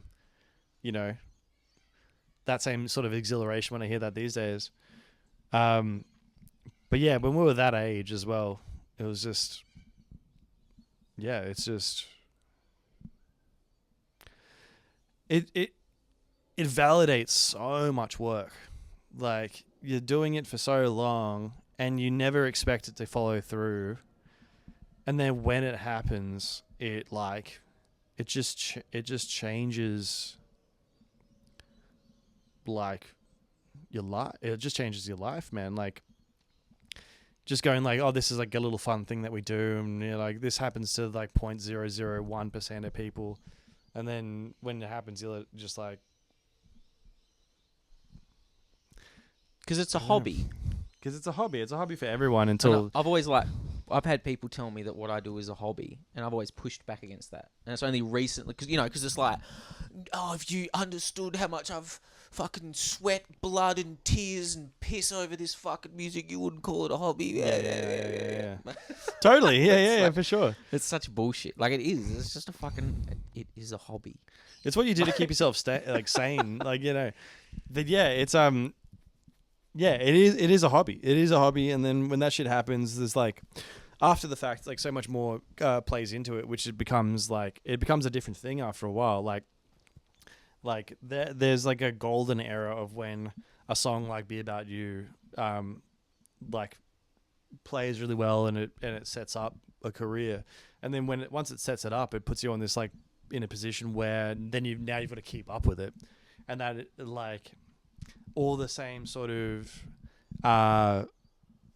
like all those types of things are not like they're when those types of things happen again, it doesn't feel the same. It's just to try and keep you in the same sort of place. It feels like you're trying to keep a ball in the air sometimes. So it's interesting to like, I haven't thought about that for a while actually, like how you felt then versus how you feel now. But it just feels like keeping up with that momentum is quite difficult. Boots is a good song though. Thank you. I really like that. It's got like a real house vibe to it. Yeah, it's a dancey track. Like it's more dancey than the rest of the music that we're gonna put out. Is that off an upcoming album? Yeah, we're gonna put some music out this year. Yeah. We're gonna put out a few more songs and then see what happens towards the middle of the year. But we've got a bunch of stuff. But yeah, the rest of it is a bit more. Actually, there's a few more dance tracks in it, but a lot of it's like more R&B and hip hoppy sort of stuff. So it's right up my alley. It's more my wheelhouse of shit. Yeah. Did your mum play much of a role in your musical tastes as well? Not so much. Not so much with my taste in music, but just like encouragement in spades. Like she was, my parents being in the music industry in some form, both. I feel incredibly fortunate actually that my parents understood what I've been trying to do with my life. They're not like, I don't have an accountant and a bricklayer for parents or whatever who don't, maybe might not understand it because they've seen the other side of it. They're nothing but encouraging. Yeah. So I feel that's a very rare position for a musician to be in, generally speaking. So she didn't necessarily have. My dad was had more of an influence in my taste in music, but my mum and my dad were just like, if you're gonna do it, do it. Yeah, which, again is rare, and I'm thankful for that because, I mean, there are times there where all it would have taken was for mum to be like, maybe you should get a TAFE, and I might have done it. You know what I mean? Yeah. But yeah, she was into Rufus Wainwright. Oh yeah. Yeah. Actually, she got me onto Jeff Buckley. Oh, that's good. Yeah. Yeah. She put Grace into my life, and That's a great album. Yeah. Eternal Life. Dude, that whole record. That record's got it all. Huh? That record has it all. The energy that album has is amazing. Yeah. Yeah, I didn't have that same level of support from my parents. God bless them for everything that they did do. Believing that I could be a successful musician was not on that bingo card. Sure. What did your folks do? It was just more that my dad was just much more practically minded. Sure. It was just more a matter of that happens to so few people. It's just people that only playing the odds a bit. It's luck, Yeah, yeah. And I'm like, oh, that's something I need to let go of. That's why I'm talking about it. Yeah. I like this, I just need to get that shit. Just, I'll talk about it totally. every single day till I die if it helps me get it off my chest somehow at some point. Just that feeling of I just wish my dad had said, oh, Julian, if that's what you want to do, Go for it. fucking go and do Yeah. it. Mate. You go for it. You can't do everything, but you can do anything. So if that's what you want to do, go do it. Yeah. Oh, It's crazy how to think that that's such it's a little bit of an encouragement, yeah. I guess, I don't know. Maybe that's just a really Hollywood idea of how parents are supposed to be, I don't know how the fuck parents are supposed to be. I was always my parents had 7 kids and I was the youngest. Is that right? I didn't know that. Yeah. Yeah, wow. Okay, well, So yeah. it was a bit yeah. of a getting raised by wolves situation. Sure, going on. yeah, yeah. They were doing the best they could. So it's not about it's not about having parents that didn't give a fuck about you, But that extra thing, for whatever reason, was that was just not part of my reality. And I don't know. I guess it's interesting to hear that you did experience that because it kind of as I just said, there's a part of me that wonders, like, oh, maybe that's just like a made up thing in in a Hollywood movie script that Dad sits you down and puts his arm on your shoulder and goes, "Oh, go get him, Yeah, slugger." totally. Yeah, it's all like a little blurry and the sun's coming in or something through the window. Know. No, but totally. I mean, like, yeah. I mean, if it wasn't for that, just like gentle encouragement, then I would not be doing what I'm doing for sure. That's 100% true. I mean, it's not a Hollywood thing, but it's just like that fucking rare. I mean, it just, and only for the matter that my parents have done it themselves. Like they, my grandfather was a blacksmith. The other one worked in film, so my dad had some encouragement from him just to like be like, I've done it, you can do it too. Yeah. And he's passed that on to me. Yeah. And then, but my mother's side is like, her father was a literal blacksmith and doing like iron forging and stuff. And then, but when she was like, I want to go into photography, it was like, you go do that. You go do that. Just see how you fare. But if he were to be like, no, you need to go to work, you need to put, get some money aside for shares and stuff like that, there's no way she would have done it either. Yeah, so it's like that encouragement is rare, I think.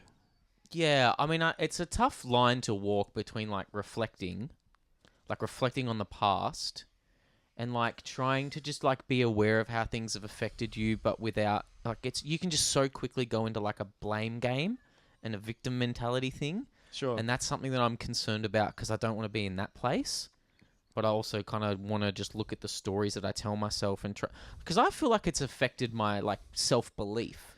Sure. Because I see a kid looking for like approval and just wanting not only to be seen and acknowledged, but to be believed in. And I see a space in my life where that like is absent. Sure. And then I see like a lot of, well, I don't know. But you've come at it from another angle where it's like a lot of people, I mean, most musicians, their parents don't understand what they're doing. And you come from that ilk. None of that is an excuse to not just fucking make the most of your life. You did all of that in spite of the the lack of encouragement maybe as well. Like you've been pursuing music your whole life, right? So it's just like you've been, at least that it's by trial by fire that it's exactly what you want to be doing. Definitely. Like you've kind of been told no in ways, but you go like, this is what it is. This is what I'm going to be doing. Yeah. And I love a lot of the specific artists that I really love are artists that my dad really likes. So what's one of them? What is he? Oh, at first it was Johnny Cash, and then it was cool. Like the doors blew open with Bob Dylan. Like when I found out my dad liked Bob Dylan, I was like, it just became like a Bob Dylan like. Was that like a big fanatic? Was that a big bonding moment for you and your dad? Probably as much as any that I'd had up until that point. Sure. Yeah. It was just a feel. I was just listening to Bob Dylan, like I just found my way there. Yeah, and he was like, he was like, what are you listening to Bob Dylan for? Like that's like my music. That's funny that didn't come up before though. Like knowing that you're into music, and he was like, oh, have you heard of Bob Dylan? Yeah, I guess his mind just doesn't work that way. Yeah, right. Like to him, it was just it was Irish Rovers. Like the drunk Irishmen singing the old Celtic folk songs about the Red Baron and stuff like that. Yeah. It was just that and Johnny Cash interchangeably when he'd cook like Sunday breakfasts. He'd cook like a big Sunday breakfast and he'd play that. Sick. And that was That's it. awesome. Until I started getting in Bob Dylan CDs and stuff like that. Did you find much connection with your folks through music? Like did mum have favorite bands and stuff, or like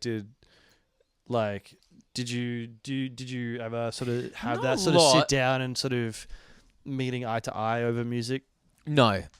Didn't but really happen like that. It's nice to hear about the music that she does like. I think she likes the Beatles and John Lennon and stuff like that. Yeah. But did I ever hear? I don't know if I ever heard my mum put on a CD ever. Sure. Oh, that she liked El Divo. You remember El Divo? Like the 4 Italian young opera singer guys. Yeah. Stuff. That was her idea. Of music. Sure. But I did go and see Leonard Cohen with her. Okay, cool. Yeah. Nice. That was a really Was that on your encouragement? Like, let's go see Leonard Cohen? It was probably more that like if mum came, she would pay for it. Okay, yeah. And I had never been to a concert with Mum, and I'd get better tickets because Mum was paying. Yeah, and nice. She liked the song Hallelujah. Yeah, don't. So yeah, you can share that. more self-serving nonetheless. But it was I'm sure it was still a moment nonetheless. it was. Yeah, I wouldn't change that for anything. It was beautiful. Yeah, absolutely. But no, probably more from my brothers and sisters. Sure, yeah. Yeah. Well, I didn't know you had. You're the youngest of 7. Yeah. So you've got obviously you've got one older brother. How many more? You got sisters? I got four.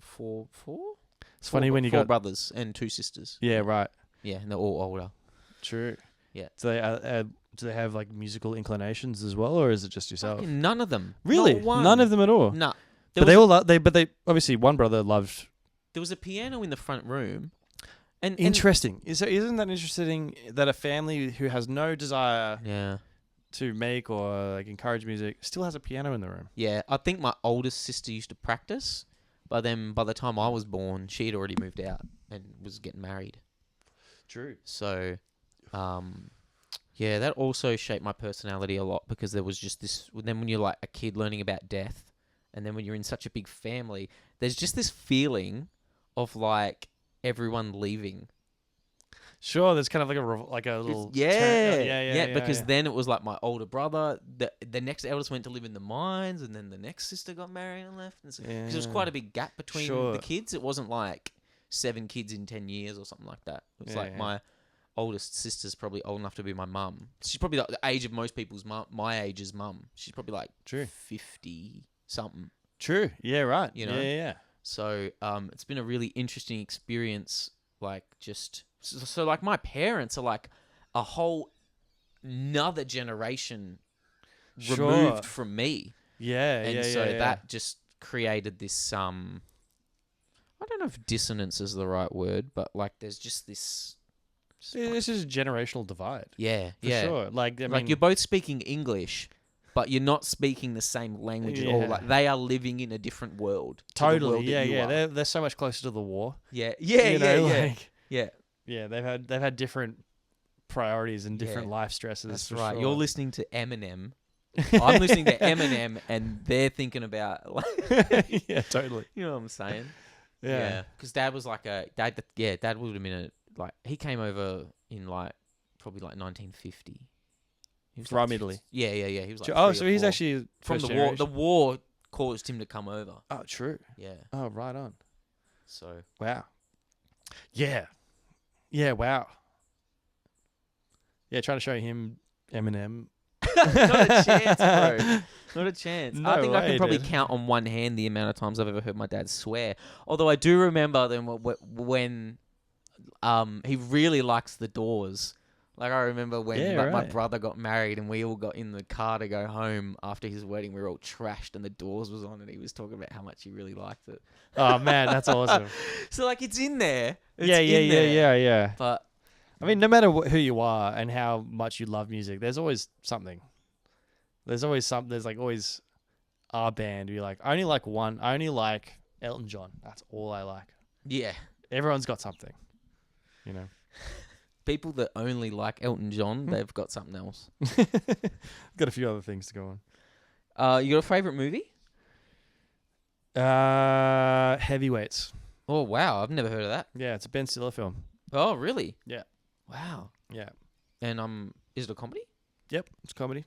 Wow. Yeah, he plays a disgraced fitness trainer who's very militant and tyrannical, and he takes over a fat camp.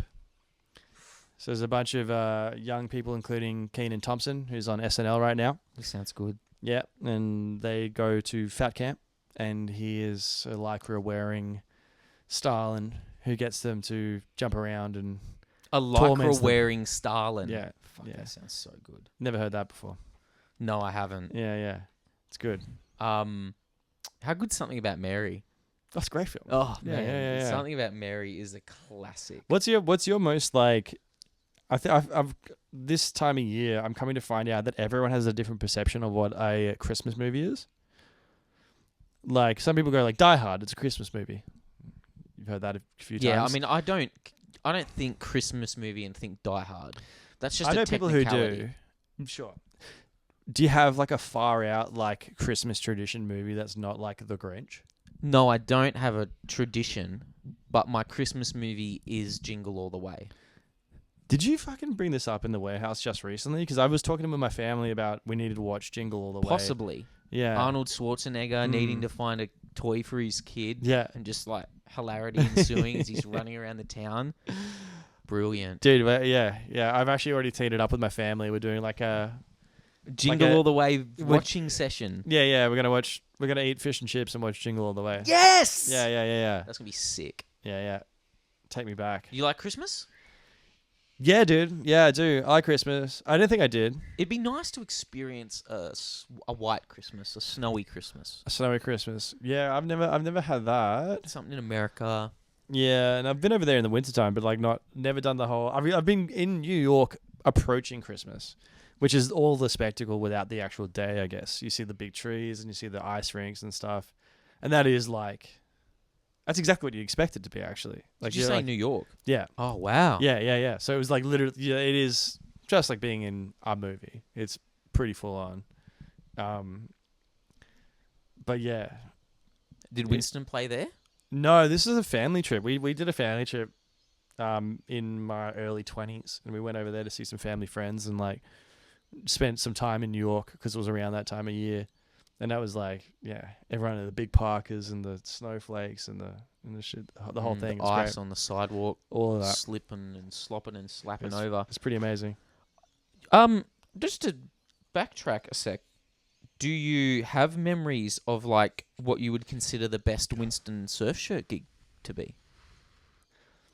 I do. That same question I of do. like maybe like first concert, biggest concert, best concert. Yeah, of, totally. like from a band perspective. I think I do. I'm going to take another piss. Yeah, Oh, go I for do. it. I Yeah. got to try to remember the name of the actual. Mr. Potato Head. Mr. Potato Head. I love Steve Harvey.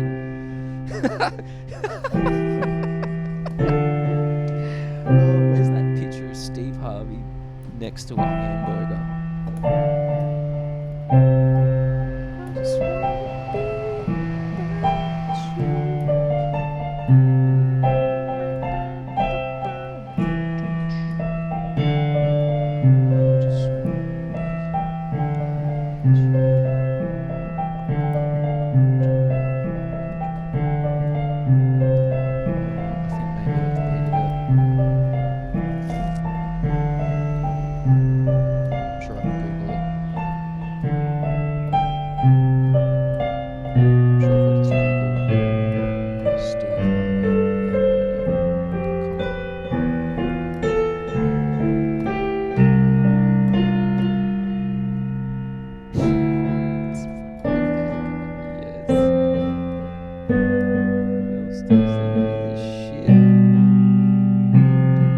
I'm sure you've seen this.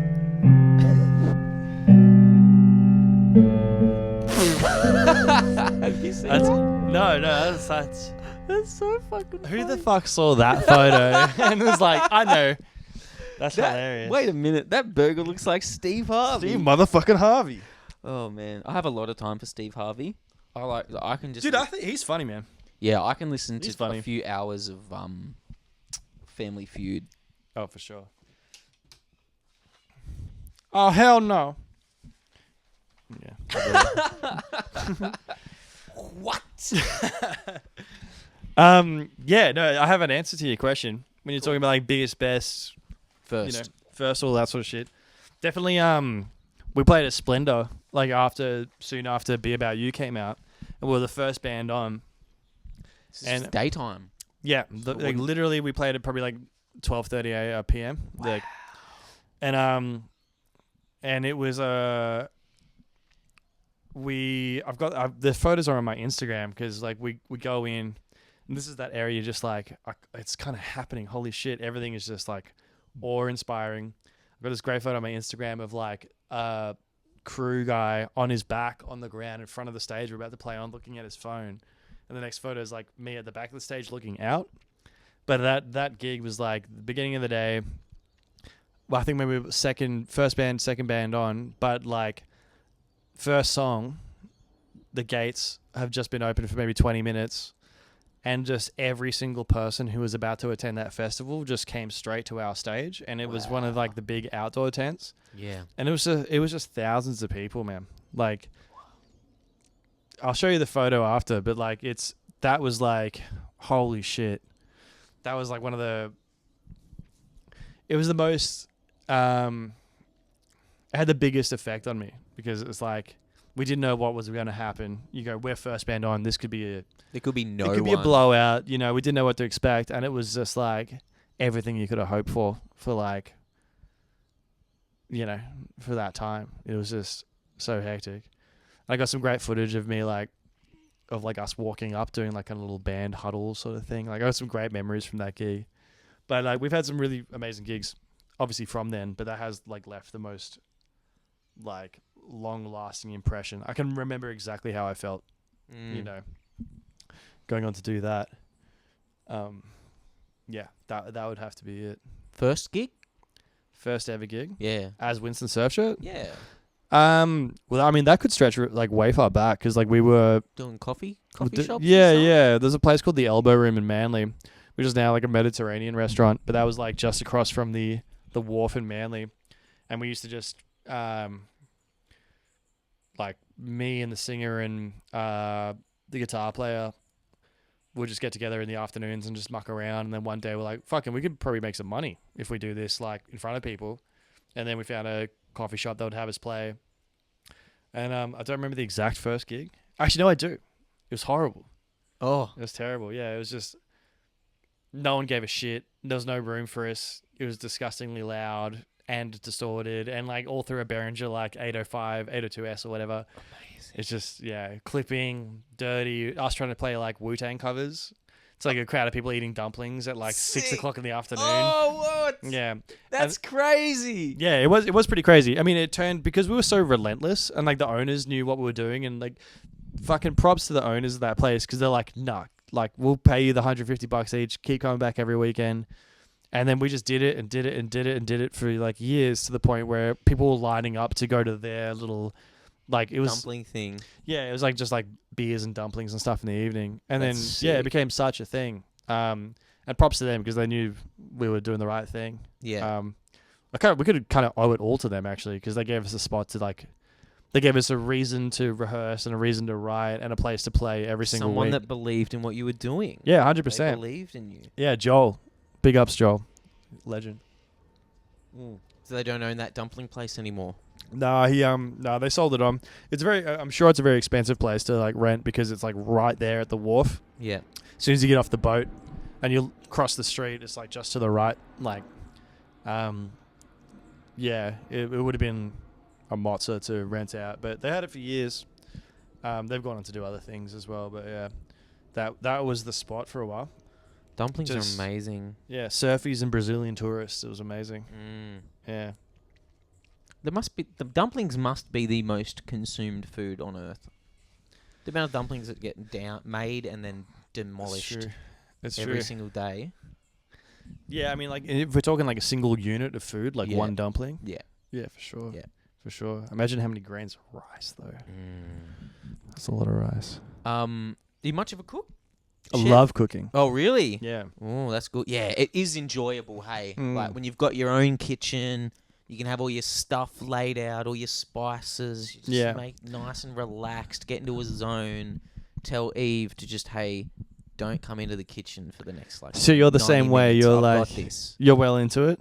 Yeah, I am. Yeah, cool. And I don't want anyone in the kitchen because, like, I get into my groove on. Yeah, do you? Yeah. Hell yeah. Me and my partner, we're both we're well into it. So we're like, we take turns of being like sous chef and like main chef or whatever. Oh, nice. Yeah. I mean, I do help Eve in the kitchen. Yeah. A lot of the time, but like, there are times where I love just like if I'm cooking a Oh, pasta. Me too. Yeah, get the for fuck sure. out of town. Yeah. Dinner's sorted. Put your feet up, babe. Yeah, that's it. It's all good, babe. Yeah. Yeah. Go to bed. No, I love cooking. I think it was hold on. I think who's Robert Rodriguez, Yep. Tarantino's counterpart, mate. Yeah. I heard him say something once, which really rung home, and I didn't fully understand it. Is like, it was an interview with him about how he's like such a proficient, or just like, you know, he cooks. He's really into cooking, and he had a great perspective on it. It's like, if you're a creative person, you just like creating, and sometimes you like create music and you create art, but like you can, to keep that sort of flow state going, you can just channel that creativity through different mediums. Yes. And for him, that was cooking. So he goes from like making his movies, and then cooking food, and I think maybe painting, or like doing some writing elsewhere. But then I took that on board a lot, and for years I think about that a lot when I'm in the kitchen. It's just like, I'm not trying to be like I'm some fucking artist in the kitchen, but I can see how it's exercising the same muscle. It's like you're in the kitchen, you go like, okay, we're doing this, and then you're like, what tastes good? You're constantly like checking and self-referencing the food, and like trying to make it a bit better. Just try to make it better, or do your own thing, or just like, this is all we've got in the fridge. Like, how do we make I love these? that. Yeah. How do we make this? That good? is one thing that Eve is a genius at that I am lacking. Same thing with my girlfriend She'll Steph. just like see what's in the kitchen. Dude, the shit that she can pull out. Yeah, yeah. And then what I do well is I see what I can add, and I'll run across to the store and pick up the couple of things that are missing. Nice. Take it over the top. There you go. But it's all her. Hell yeah. It's all her? Yeah. Yeah, truth. The girlfriends carry a lot of the weight in the kitchen when it comes to like, I don't know. She can just sense things that I can't sense. Yeah. Yeah. What about what would be the biggest Winston gig that you've ever played? I think shit.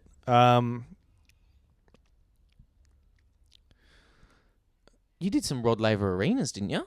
Yeah, I did. I guess we did. We've played in front of some massive crowds. We did like That might not be bigger than a festival, but that's pretty. They were huge. I mean, we opened for Ocean Alley.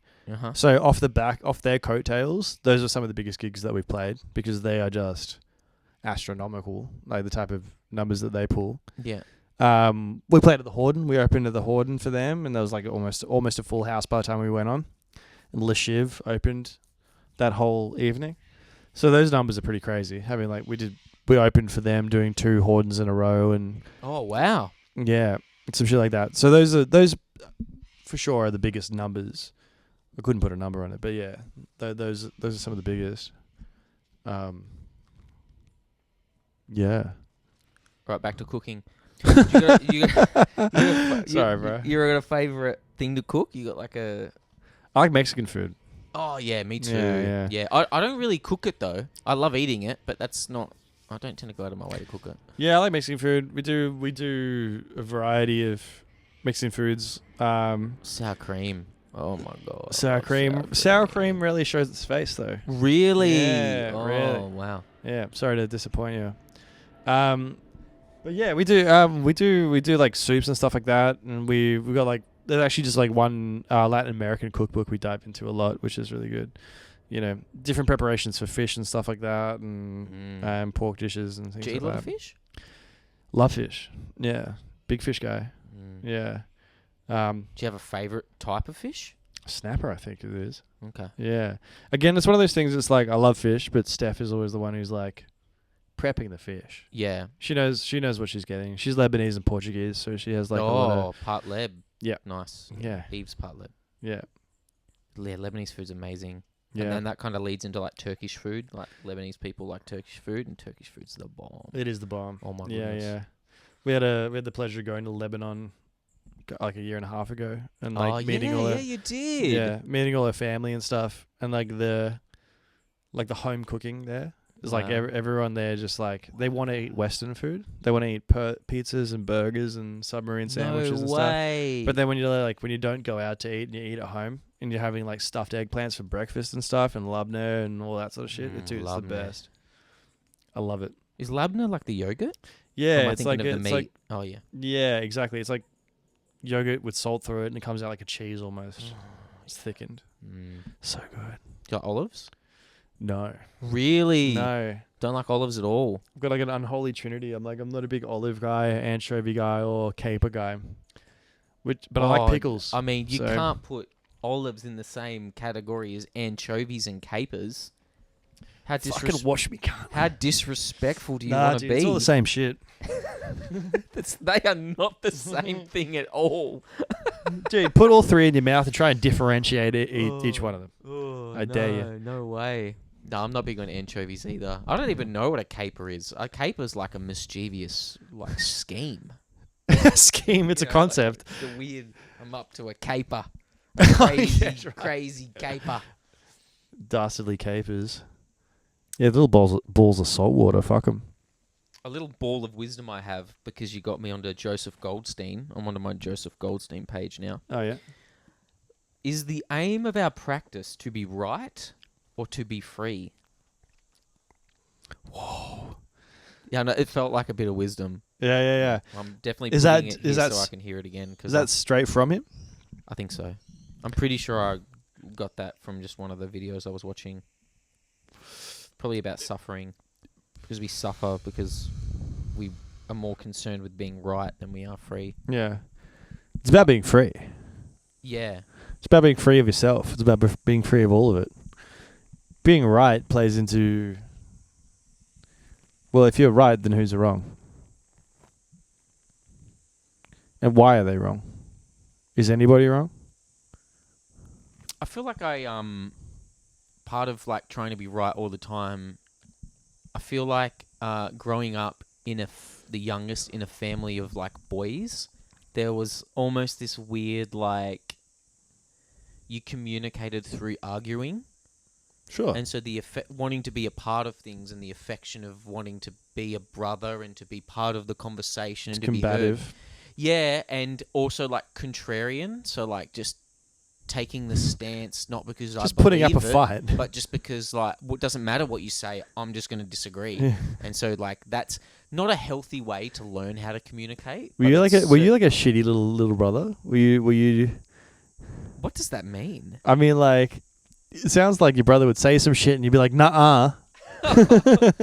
No way, dude.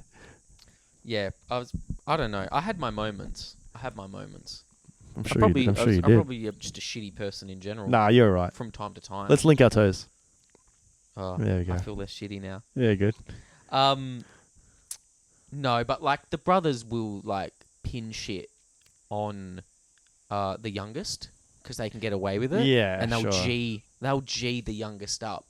They'll get him all fucking hyped and Yeah. and then Look at him. He doesn't get him know how to get regulate. him up to and then get him up to mischief and then like blame everything that fucking unfolds on him and not on them.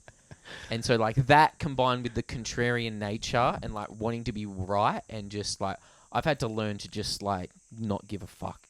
If anyone wants to blame You gotta me, let it be free, my man. yeah, if someone wants to blame me for something, I'm just like, yes. Yeah. Sure. Yep. Well, I had no idea. Okay.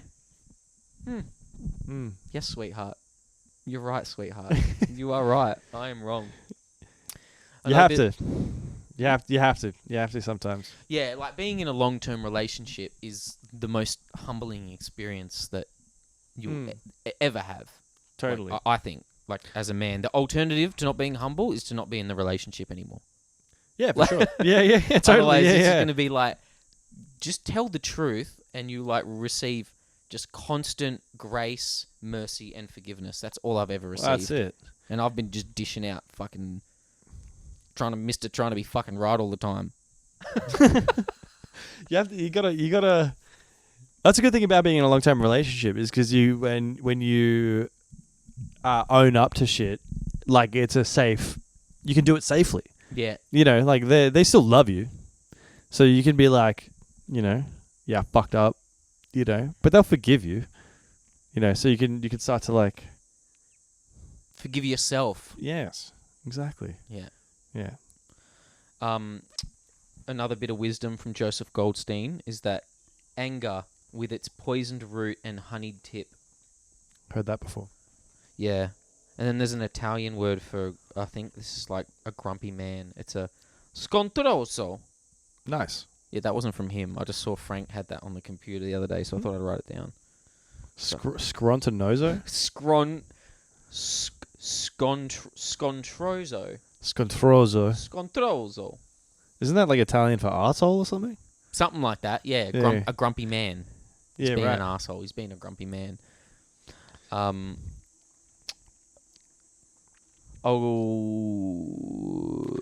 The thought is the thinker. It thinks itself, and we get seduced by it, caught up into that thought form mind world. Whoa. That's what I was listening to on the way here. Yeah, nice. It doesn't sound as profound coming from me, but when I'm listening to Joseph Goldstein telling me that, I'm like, Yeah. yeah. Wow. Is that true? I often don't think about the idea that... No, you do. I tend to think that thoughts come from somewhere. Sure. Well, you mean like as like a metaphysical sort of thing? Like Yeah? the idea that you are an antenna Yeah. and you are receiving? Yeah. Yeah. I tend to think like that, I reckon. I tend to think about thinking thoughts like that. Mm-hmm. Whereas he's saying that the thought itself is the thinker. We're not the thinker. We're just the self. Or maybe we're not. Mm. Thoughts? Thoughts? Yeah, well, I mean, you start to get pretty deep into it when you start thinking like that. Like, Because like, where does the thought come from? Because at a certain point, it's like it's your consciousness generating the thought, but what happened to your mind? Where is your mind that makes that thought appear? Like, is it the thing that's generating the thought? Like, it's hard to speak about it in like supple language, makes sense. But like, what's responsible for that thought? Is it a thing that's generating? Is it self-generating, or is it? I don't think that I'm like. you are not generating the thought. Yeah, I don't think I've got like the handle, the tact to be able to like articulate those thoughts like perfectly. But that idea of. No, yeah, I'm content to just try and regurgitate them. Yeah, I do that too. I'm hoping that one day I will be able to form some original thoughts. But do you think that? Do you think that statement? I'll just read it again. Yeah, read it again for me, would you? I don't know. Is this contrary to the idea that we are antennas? The thought is the thinker. It thinks itself, and we get seduced by it, caught up in that thought form mind world. The thought is the thinker, and we get seduced by it. Yeah. Just like what we were saying earlier about how like we get seduced by it, like how you're thinking, shit, I'm such a piece of shit for leaving my skateboard on the bus, you know? Yeah. You get caught, like you just, and then you're in it. Yeah, man. I mean,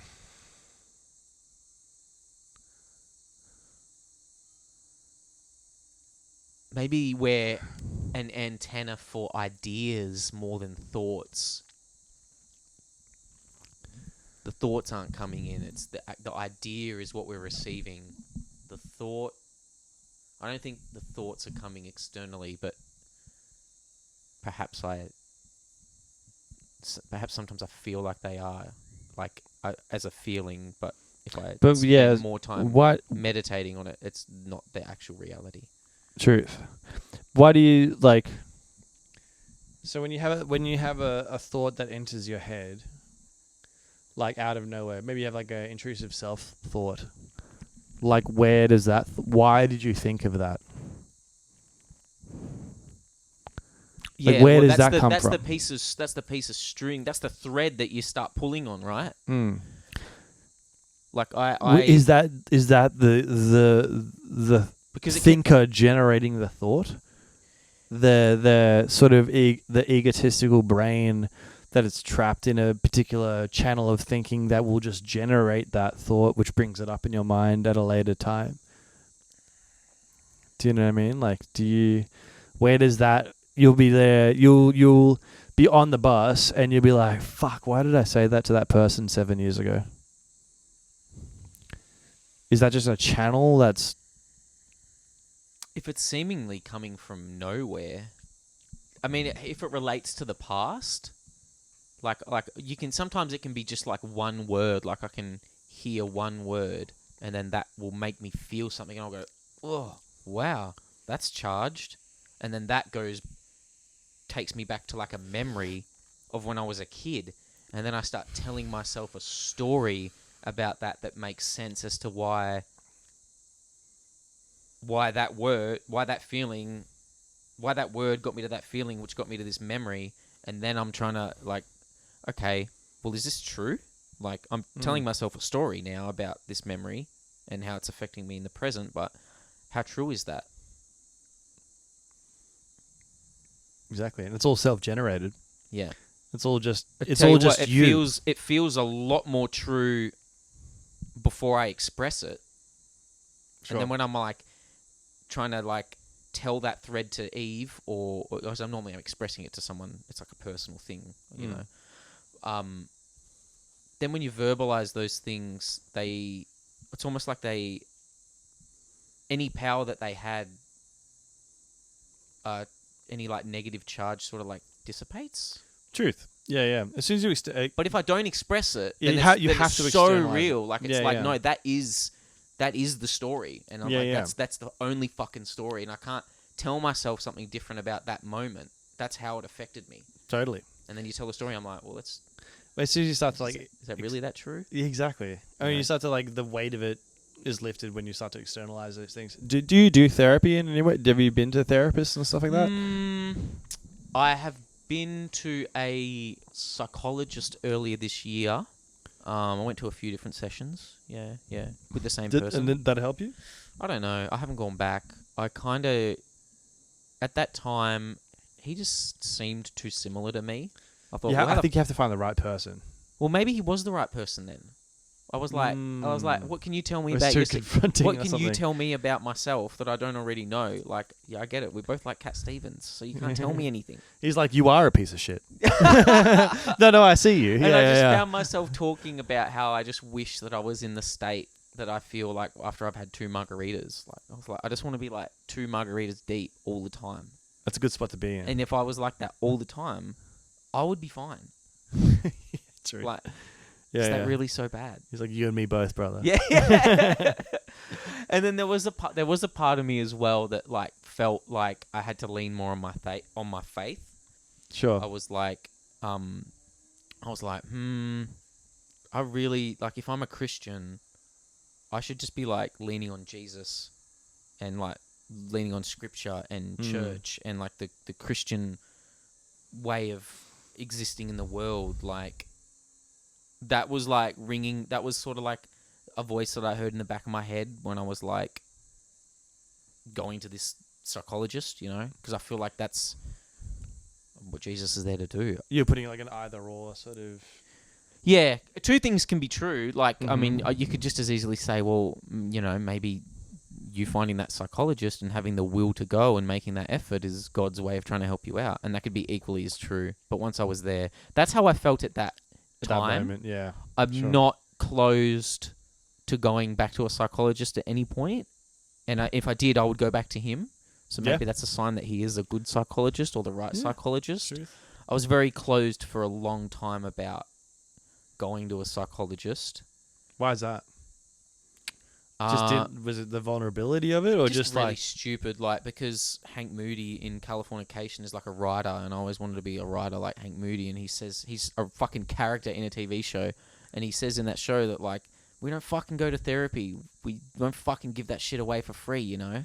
right? Like, this is how we write our shit. Yeah, Like, and that's a flaw in his character. yeah, I know. Like the idea that like I held that line of dialogue as some sort of like guiding light probably caused me a lot of fucking issues. Well, a lot in of, my I mean, life. that's a really common thread. Like, a lot of comedians like shy away from, you know, speaking with therapists because they're like, if I go and get it out, then and I won't have shit to talk about anymore. You know, like it takes the edge off me as a person, and just people want to hold on to that edge because that makes them who they are. And I also thought like, what the fuck? This person doesn't even know me. What are you going to tell me about myself that I don't already know? Yeah. Like, yeah. that you can't tell me, or that any of my family can't tell me who actually know me. Yeah. I mean, that's the point, is that they don't know you. Yeah. So they're a blank slate. Yeah. There's the thinker thinking. Mm. What did Goldstein say? The thought is the thinker. That's the thought that's the thought thinking, I think. You think? I think. Have you? Have you ever been to a psychologist? I have, yeah. I've been to a therapist at 2 points in my life. I think it's like one of those things that when you need it, it's great. And when you're like, the reason I asked is like when I was going, it was like I felt like I was like I needed to let things out, like externalize a lot of thoughts because they were very internal and very whirlpooly. They were just like there's no answers, there's no perspective on the way I'm thinking. And when I went to a therapist to kind of let that off my chest, they're not there to tell you how to think. They're there to just go like, wow, and how does that make you feel? Yeah. And you just go, sad, really sad. And then you just go like, oh yeah, why is it, it's just getting it out there is just probably the most important thing. Yeah. Like literally just getting off your chest. That's why I'm asking. Like, yeah, like he would. It was important for me at a time. I was talking about this pain that I had in my gut. And like I remember one of the questions he asked, he goes, well, because it was this weight, it was like this big heavy ball, and sometimes I still feel it. And then that's like when I get this anxiety, it's like it's just all of those things that you've never processed. It's like if you don't process them, they harden into this like psychological ball of granite. Totally, that just sits in your gut, and that affects you physically. You'll start to hunch, and it's like it's a literal chain that you're carrying around. You're like a prisoner to all of these things that you haven't worked through. And in order to work through them now, because they've been sitting down in your gut for so long, like you've got to like heat it up because it's a ball of fucking steel now. So like in order to move it and to change its shape and to turn it into something helpful, like you need to heat it up now, and that means there's this work involved. A lot of energy. You got to get this generator going, and you can't just. 100%. It's just going to sit there. Truth, and it's just going to weigh you down. And I remember it's just going to get bigger too. That's it. Yeah. And I remember him saying to me, he's like, "Well, is it yours?" It's like, okay, there's a Nice one, doctor. You got me. Yeah. I'm like, fuck, is it? Is it? Is it mine? Who's Feels responsible like it's for mine. this shit? It definitely feels like it's there. And then I started to notice when I'd have confronting conversations, like personal conversations in my life and stuff, I started to feel it. I was like, I started to actually like, oh, like this isn't this like detached thing that I'm like. At first, it was just a concept that I had in my head. I was like, theorizing about how like the how it must work and how it must sit in a energetic realm. But then I started to actually feel it in the moment when someone would like want an answer about, they'd confront me with something. Sure, yeah. But there's that ball. It's totally actually there. I can feel it. Yeah, for sure, man. No, that shit's real as. Like, yeah, it could be. I mean, the physicality of those emotions are always super real. I found like whether it's like you can kind of whether it's like a ball in your stomach or a veil or something. There's different sort of. I was going to say maybe it's it. not the same for other people. Maybe other people have different different manifestations of that negative energy. Yeah, a veil is an interesting one. I haven't really thought too much about different ways that it could manifest, but that's a good one. I always think I felt that sort of pit in your stomach feeling, and I've had like issues of like derealization when it comes to stressful moments. So like when moments of anxiety, derealization. Yeah. So not like disassociation where you're like on another planet, but like that when those trying times come up, it's like not like the physical pit in your stomach, but it's like just fully detaching. It's just like from the moment, and like it does it. It's the same sort of like physical realization of those types of anxieties, but it's just in a different form. Where instead of like feeling like the weight or the pit in your stomach, it's like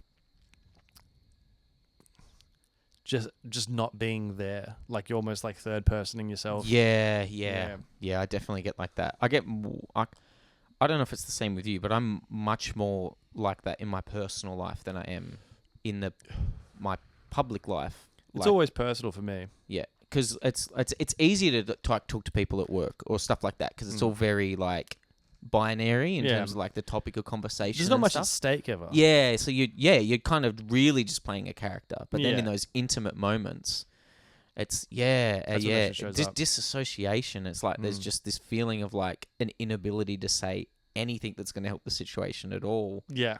Actually, all you really need to do is just tell the truth about how you're feeling Yeah. in whatever words you can like. What you can muster. Yeah. 100%. Aversion arises when we personalize difficult situations that are impersonal.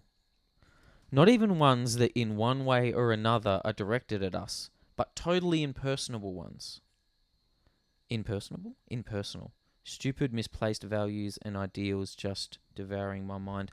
Yeah, the first part of that was just another thing I wrote down about Joseph Goldstein that I really liked to hear and that I wanted to repeat.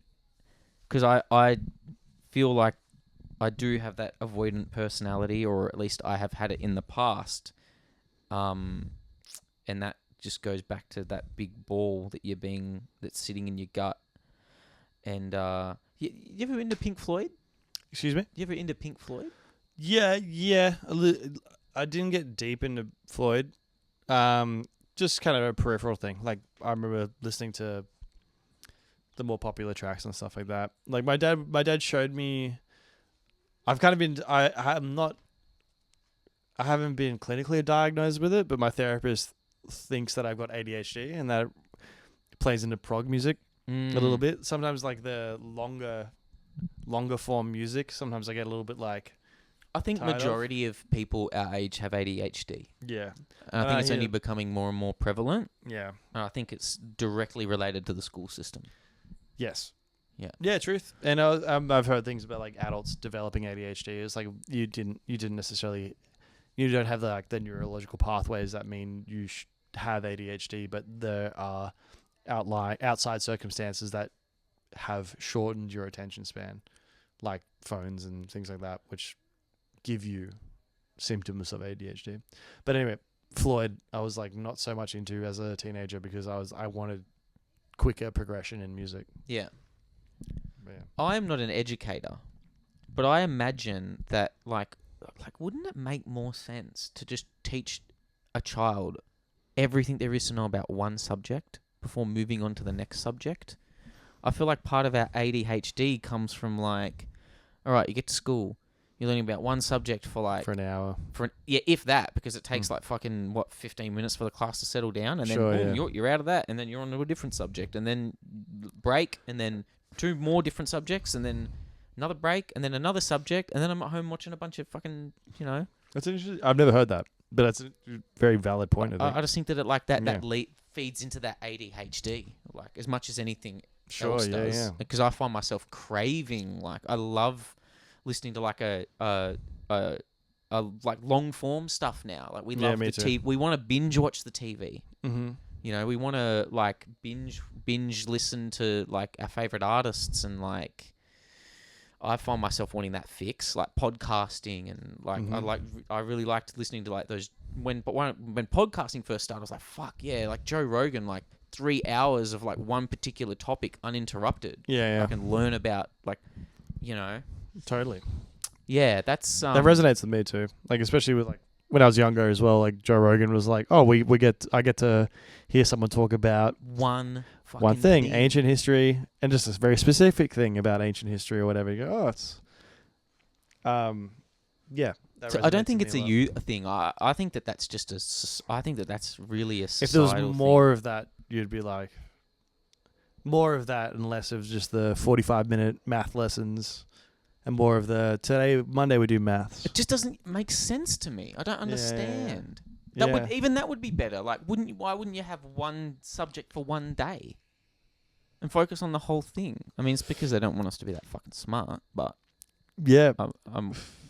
I want a better reason than that. Have you gone down the rabbit hole of like conspiracy theory and the and like the educational system and like the way it's structured is not to the point where I could quote it or anything like to that. be honest, neither have I. So, but there are people out there who've got great tinfoil hats about the education system being set up by the Rockefellers. Yeah, I think it's the Or Rockefellers. Earlier isn't it? than that in Britain, like back in the industrial times. Something along those lines. Bit of homework. Yeah, Bit of yeah, homework to be done, definitely. but I'm fully open to this platform.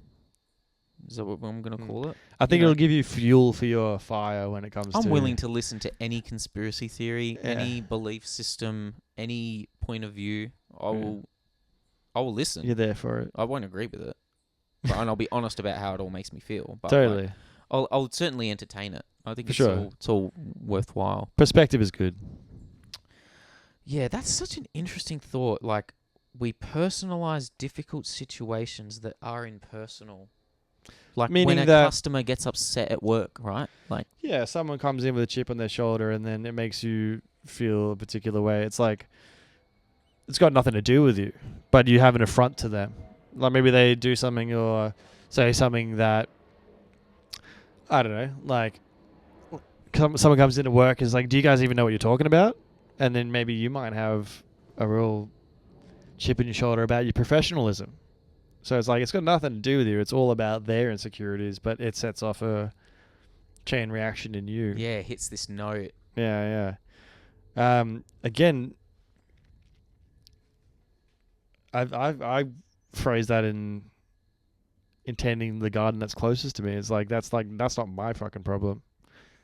And understanding that, you know, everyone's going through their own fucking thing, you know.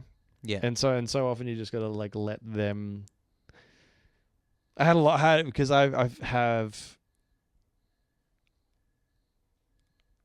a lot, like a lifelong sensitivity, like to, like rejection and denial, and like it's taken me a lifetime to realize that it's got nothing to do with me most of the time, but it's exactly that. It's me like taking on board an extraneous circumstance that's got nothing to do to me and making it all about me.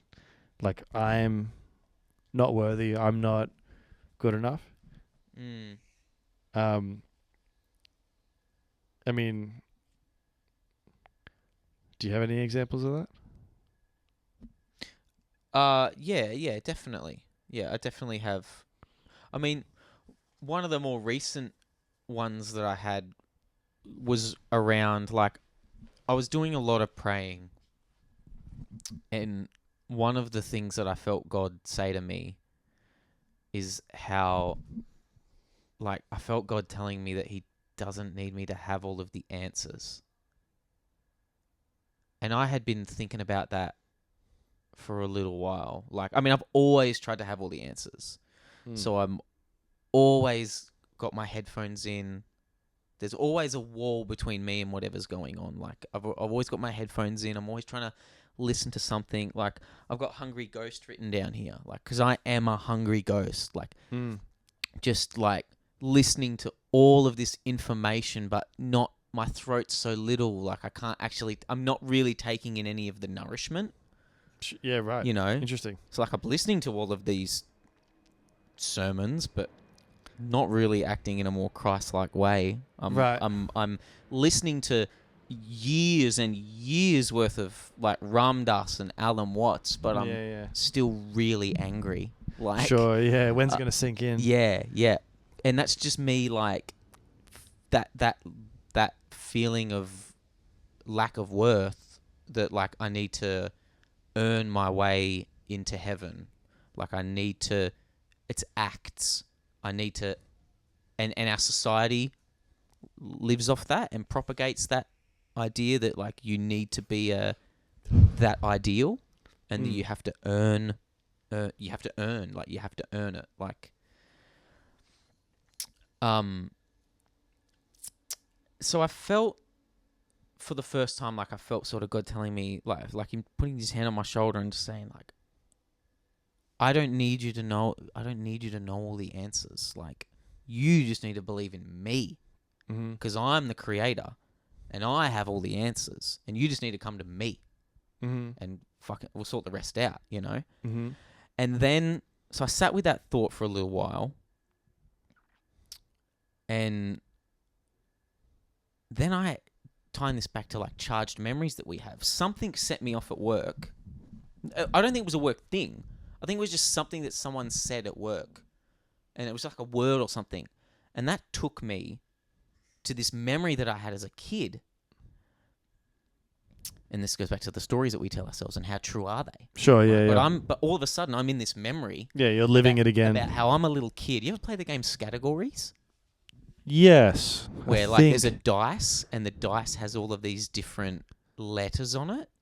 And so you roll the dice, Yeah. and then you have to answer all of the questions in the column with the letter. Yes. So movie starting with L. Yes. Capital city starting with L. Food starting with L. Like all of these different stuff, right? And I had to... So this happened when I was a kid. Like, my brothers and sisters were playing Categories. And, like, I wouldn't have been playing by myself. But, like, they're all playing. And then the youngest, always wanting attention.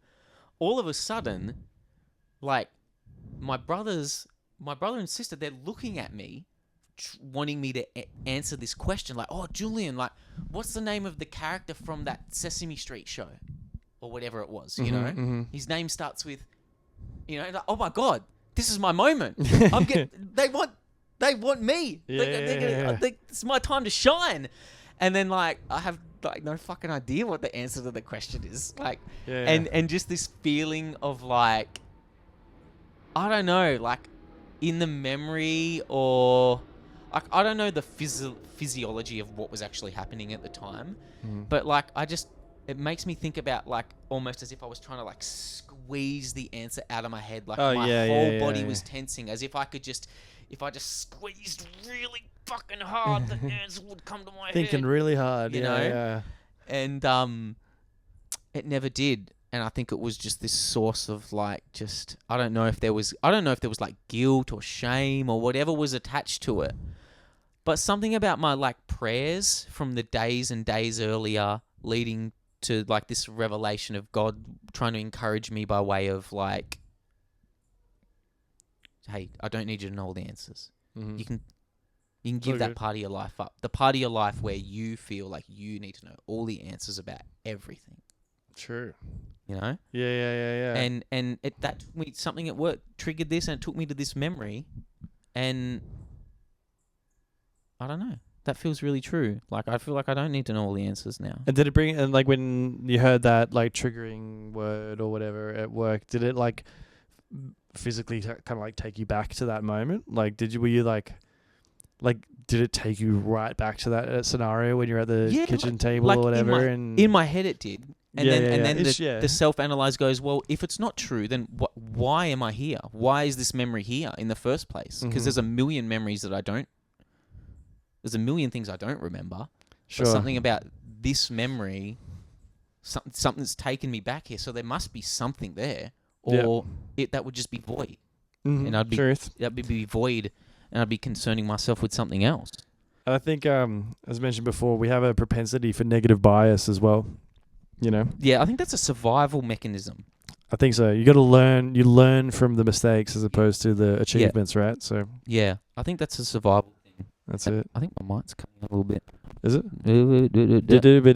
Good thing I'm listening. But yeah. So I don't know if that answers the question about, like, this. I think there's probably a lot of things that contribute to the self-pitying and the self-loathing and the you know, self-esteem and stuff like that. But yeah, that was the example. Did that answer the question? Whatever the question kind of was? Yeah, totally. Absolutely. Yeah. Now let us pray. No, absolutely, man.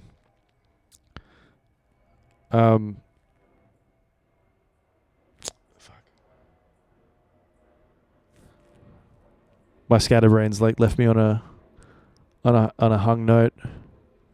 Is there a Radiohead song called Scatterbrain? Yes, there is. Are you a Radiohead fan? I had my moment in high school when I was, like, diving around a few different bands. It wasn't, like, I don't know, it wasn't one of the few things that resonated with me. I can appreciate it. I can appreciate all music, but, like, it wasn't one of those bands that I hung on, you know.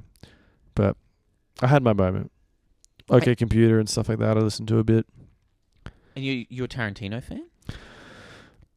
I like Tarantino films. I'm not like Tarantino fans tend to be very like fanatic. I like his movies, but I'm not like Tarantino. Yeah. But I like his movies, yeah, absolutely. And you're saying that like you've meditated. So you got me onto this Joseph Goldstein fella. I did, yeah. So like, if you care to share, like what your experience has been with things like meditating and Sure. and Yeah. you know, along with music, because music itself, right, is almost like the creative act is almost like a form of meditation, particularly when you're coming at it rhythmically. Mm-hmm. Yeah, totally. Which is kind of like, I consider them opposite poles, like lyric. I mean, there's rhythm to lyrics, but like lyrics and vocals and singing's up here, and then on the other side of the wall is the rhythm. Well, I think like with the lyrics, it's like it's conceptual and it's like cerebral, but like rhythm is like instinctual, almost. There's like when lyrics are presented to you, you're forced to think about the lyrics, but you don't need to think when you hear rhythm. Yeah, it's and unspoken. in that is some sort of meditative quality where you can lose yourself in rhythm. You don't really lose yourself in lyrics, but you can lose yourself in rhythm, I find. But yeah, I mean, when it comes to like myself and my meditation practice and stuff like that,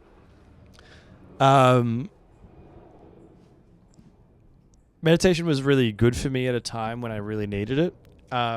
Like it's an amazing tool, but it is also very hard to keep up when it's not like a necessity in your life.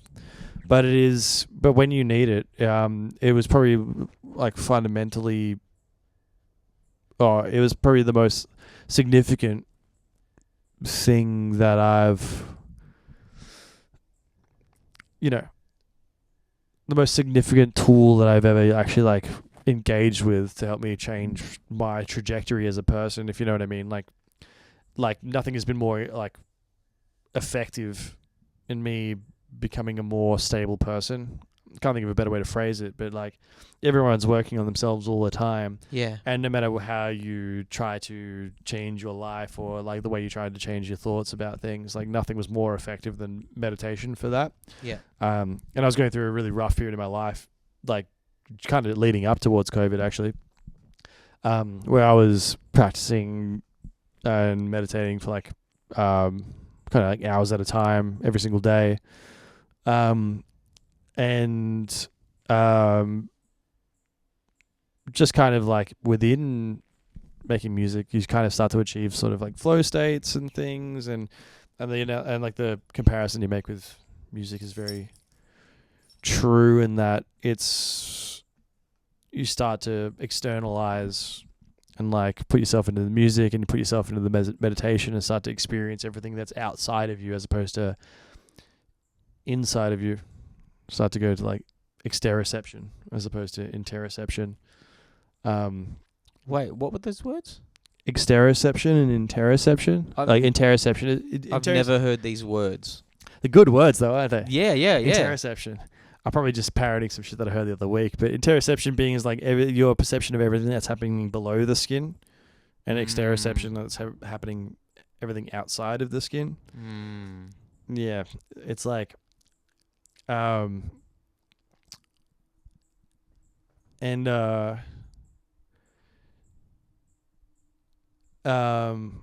lost my train of thought. No, I think I understand what you're saying, even though I don't know what those words mean. And there's something in my brain that I'm trying to connect it to that I can't remember, but it was from one of those Buddhist teacher people, or it might have been John Kabat-Zinn when he was talking to Rick Rubin about meditation. He was just talking about the difference between like us seeing, our connection with what's under the surface within us versus what's outside of us, and like, beyond the horizon, and creating some sort of like the work that it is to create some sort of like harmony between those two things. Well, yeah, totally. I mean, like, I guess the harmony is And that's something about that is the creative process itself, maybe. Totally. I think the harmony between those two things is like you stopping yourself getting in the way of everything that's happening outside of you. That's kind of the harmony, is like you put up a wall for so long, like your thoughts stopping you from engaging with the world. They are our thoughts are that wall. Yeah, literally. And like, yeah, and the harmony between those two things. Our thoughts, the thoughts. We share the same thoughts, don't we? But yeah, like the meditation practice is really good with just me like being able to expel a lot of those things and like engage with the world around me, and It's like breath work. Like yeah, a bit of seated style meditation. Yeah, breath work and stuff like that. But it's more like I think at work I actually even brought it up with you, is like through sort of sitting down for as long as I did and doing meditation, you start to like come across these weird realizations that are like you can kind of understand them when they are told to you, but when you experience them, it's like an entirely different thing. And one of those things is like, which helped me step away from a lot of negative self-talk, was like how perception and experience are literally like, no matter what the mechanism is, they are all the same thing. And the way that you can hear a bird fly past the window as you're meditating, it's literally no different than the negative self-talk that you have in your head. Like they become the exact same experience, or your perception of the experience. It's like, it just depends on how you weight that experience. Like you can hear the dog barking, or you can hear yourself complaining about the dog barking. But yeah, but they actually are in fact the exact same thing, which is just experience itself. It doesn't matter what the thing is. It's just like how your brain is interpreting it and what emotional weight you add to it. But they are all the same thing. And that sort of realization was really helpful in me, like letting go of a lot of sort of negative self-talk, things like that. And that helped my music making a lot, actually. It was just like not worrying. Yeah, just like not worrying so much like about the perception of others, mainly. Yeah, that's Just a like- really horrible part of music, at least in the Western world. Yeah. It's such a. It's just like a pursuit in it's ego. Like it's so tied up in ego. Even the musicians I love the most, it's still as a product, as an experience. Like there's so much just, thought and opinion and image and when your whole self-worth is relying upon the perception of others as well. It's like the product that you produce is only validated by other people's opinion on it. Like, is this a good song? Well, it's only a good song if people enjoy it. Then like trying to wrestle with that and just trying to step back from that. It's like, is this going to be a hit? And if it's not a hit, it's like, did you enjoy making it? Did you enjoy the product that you produced? And the meditation helped me with stepping back from the perception of the product being the only thing that gave it value, and kind of stepping back into the reason that you're making it. It's like, do you find it satisfying? Like, do you find it engaging? And yeah, the meditation helped with that a lot, actually. Yeah. And just trusting yourself and just like going with the instincts on a lot of those things.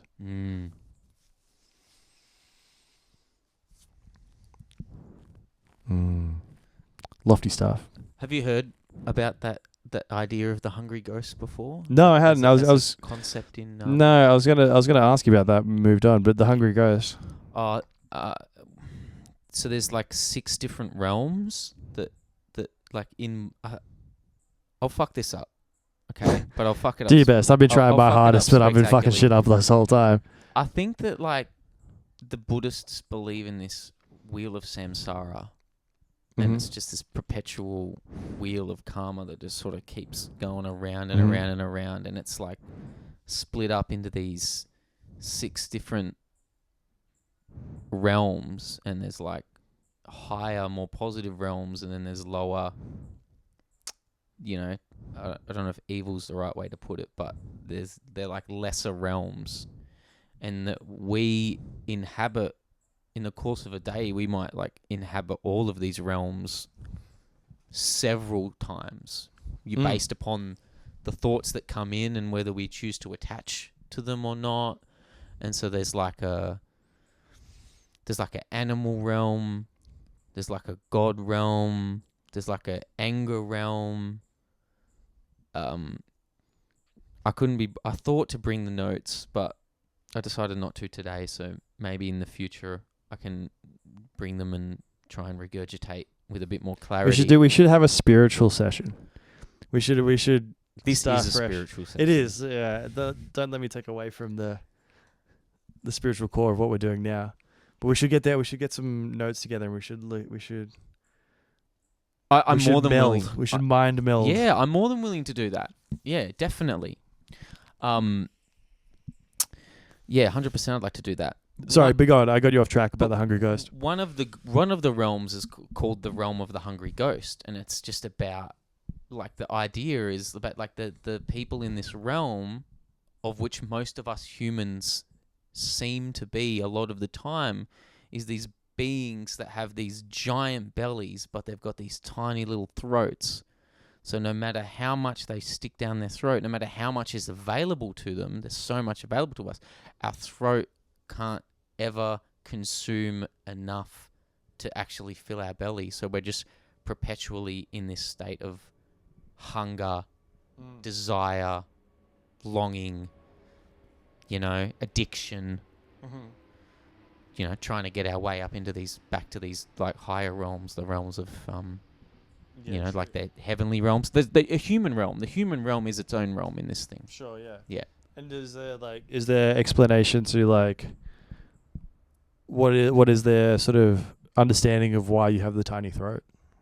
Like, is there reasoning for that? Like, is there like a practice or an understanding of what opens this tiny throat to move to more meaningful realms or something like that? Or is it just kind of... Good question. I couldn't claim to know. Sure. I love the analogy though. Of the Hungry Ghost? Yeah. I thought that I had is maybe it's because they want something like really, really specific. Like their throat's really, really narrow, and so like there's all of this nourishment out there in the world, but no, sorry, I've chosen to do this really specific thing, so I'm just going to ignore all of these other options. Sure, that yeah. could be equally as nourishing. Yeah, I don't know that as fact, but I'm No, cool. fair I'm glad enough. that that's something that you haven't heard of. I thought that would Yeah, just be a bit of a layup, that's fresh to considering me. that you told me about Mr. Goldstein. Yeah, I like a good analogy. I like there's a few I like having little like Pictures, little phrase or something like that. Yeah, no, I'm one for them. Yeah. Yeah. There's 2 ways around a circle. That's one that I've like been telling myself for a long time. That's a good one. I like that. I think I invented it. I don't. Honest to God, don't think I stole it from anywhere. I don't know where it came from. There's no way you came up with that. I just said it once to my friend Dean, and he's like, "Wow, that was really profound." I'm like, you know what? I'm going to claim that. Yeah. I think that's part of the whole trying to not be right. Like, you don't have to be right. Like, there's more than one way to do things, No, that's a good one. I like that one. Yeah. Maybe we should wrap it up then, hey? Maybe. Feels pretty good. Feels pretty good to me. Unless, is there anything else that you want to talk about? Any thoughts or feelings? ACAB. What's that mean? All cops are bastards. Oof. Fuck cops. Mike Nolan. Mike fucking Nolan. Mike fucking Nolan. Yeah, no, I need to take a piss. All right, well, thanks a lot. Thanks a lot for having this chat with me, bro. Of course. I'll put it up on the internet, hopefully sometime soon. Cut it up. Get the best bits. Yeah, I will. Get the best bits for sure. That's going to be its own process. Yeah. Yeah. I was thinking maybe I could get like a photo of you or something, because I'm not at the point of being ready to film it yet. Sure, yeah. But I had the thought, I was like, what could I do as visuals? And I thought maybe I could get like a photo and try and use one of those apps where they make the mouths talk, and I could get a photo of me and a photo of you. Yeah. It's like puppetry thing. You know those things that always pop up on Instagram and stuff? Yeah. Just something to make it funny. No, you should totally do that. Go frame by frame for the entire podcast and just open the mouth up like South Park. No, not the whole thing. Just the best parts. Sure. Get my TikTok on. But yeah, that's going to be its own. That's going to be its own thing. In terms of like just the art of chopping it all up. But hopefully that's a process for sure. Hopefully it'll all cross-pollinate, and like that will help me be more like by doing this and then doing the social media side of it, and just really like just enjoying that process rather than wondering caring about how many people hear it. Like, you know, totally, yeah. Hopefully that will help with like music, because I'm trying to. I think a lot of this shit has inertia, man.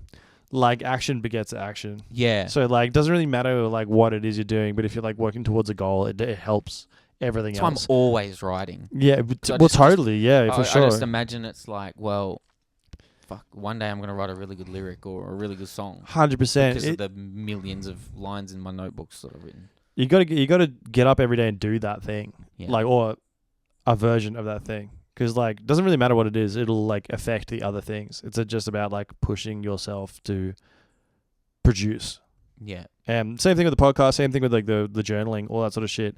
Like all of that, and that works to the same common goal, which is getting this shit out and which ties back to the self-image and having a positive self-image as well, is because like I'm always striving and always have been striving to create something that I just really love and that I'm so passionate about. Like, I just want to love it so much that it's not a chore to try and share it with people. Like, it's not a chore to mention it. Like, if you talk to me, the conversation is going to come back to this thing that I'm creating because I'm just so high on it. So passionate about it. Yeah, for sure. And I don't know if I've ever really there've been a few different times here and there, but like, I don't think I ever really had the self-love.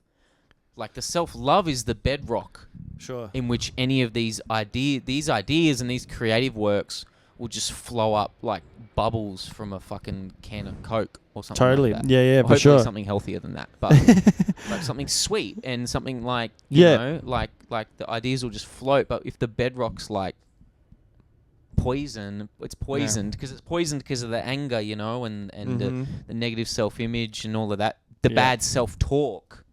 Yeah. You know, that you don't really.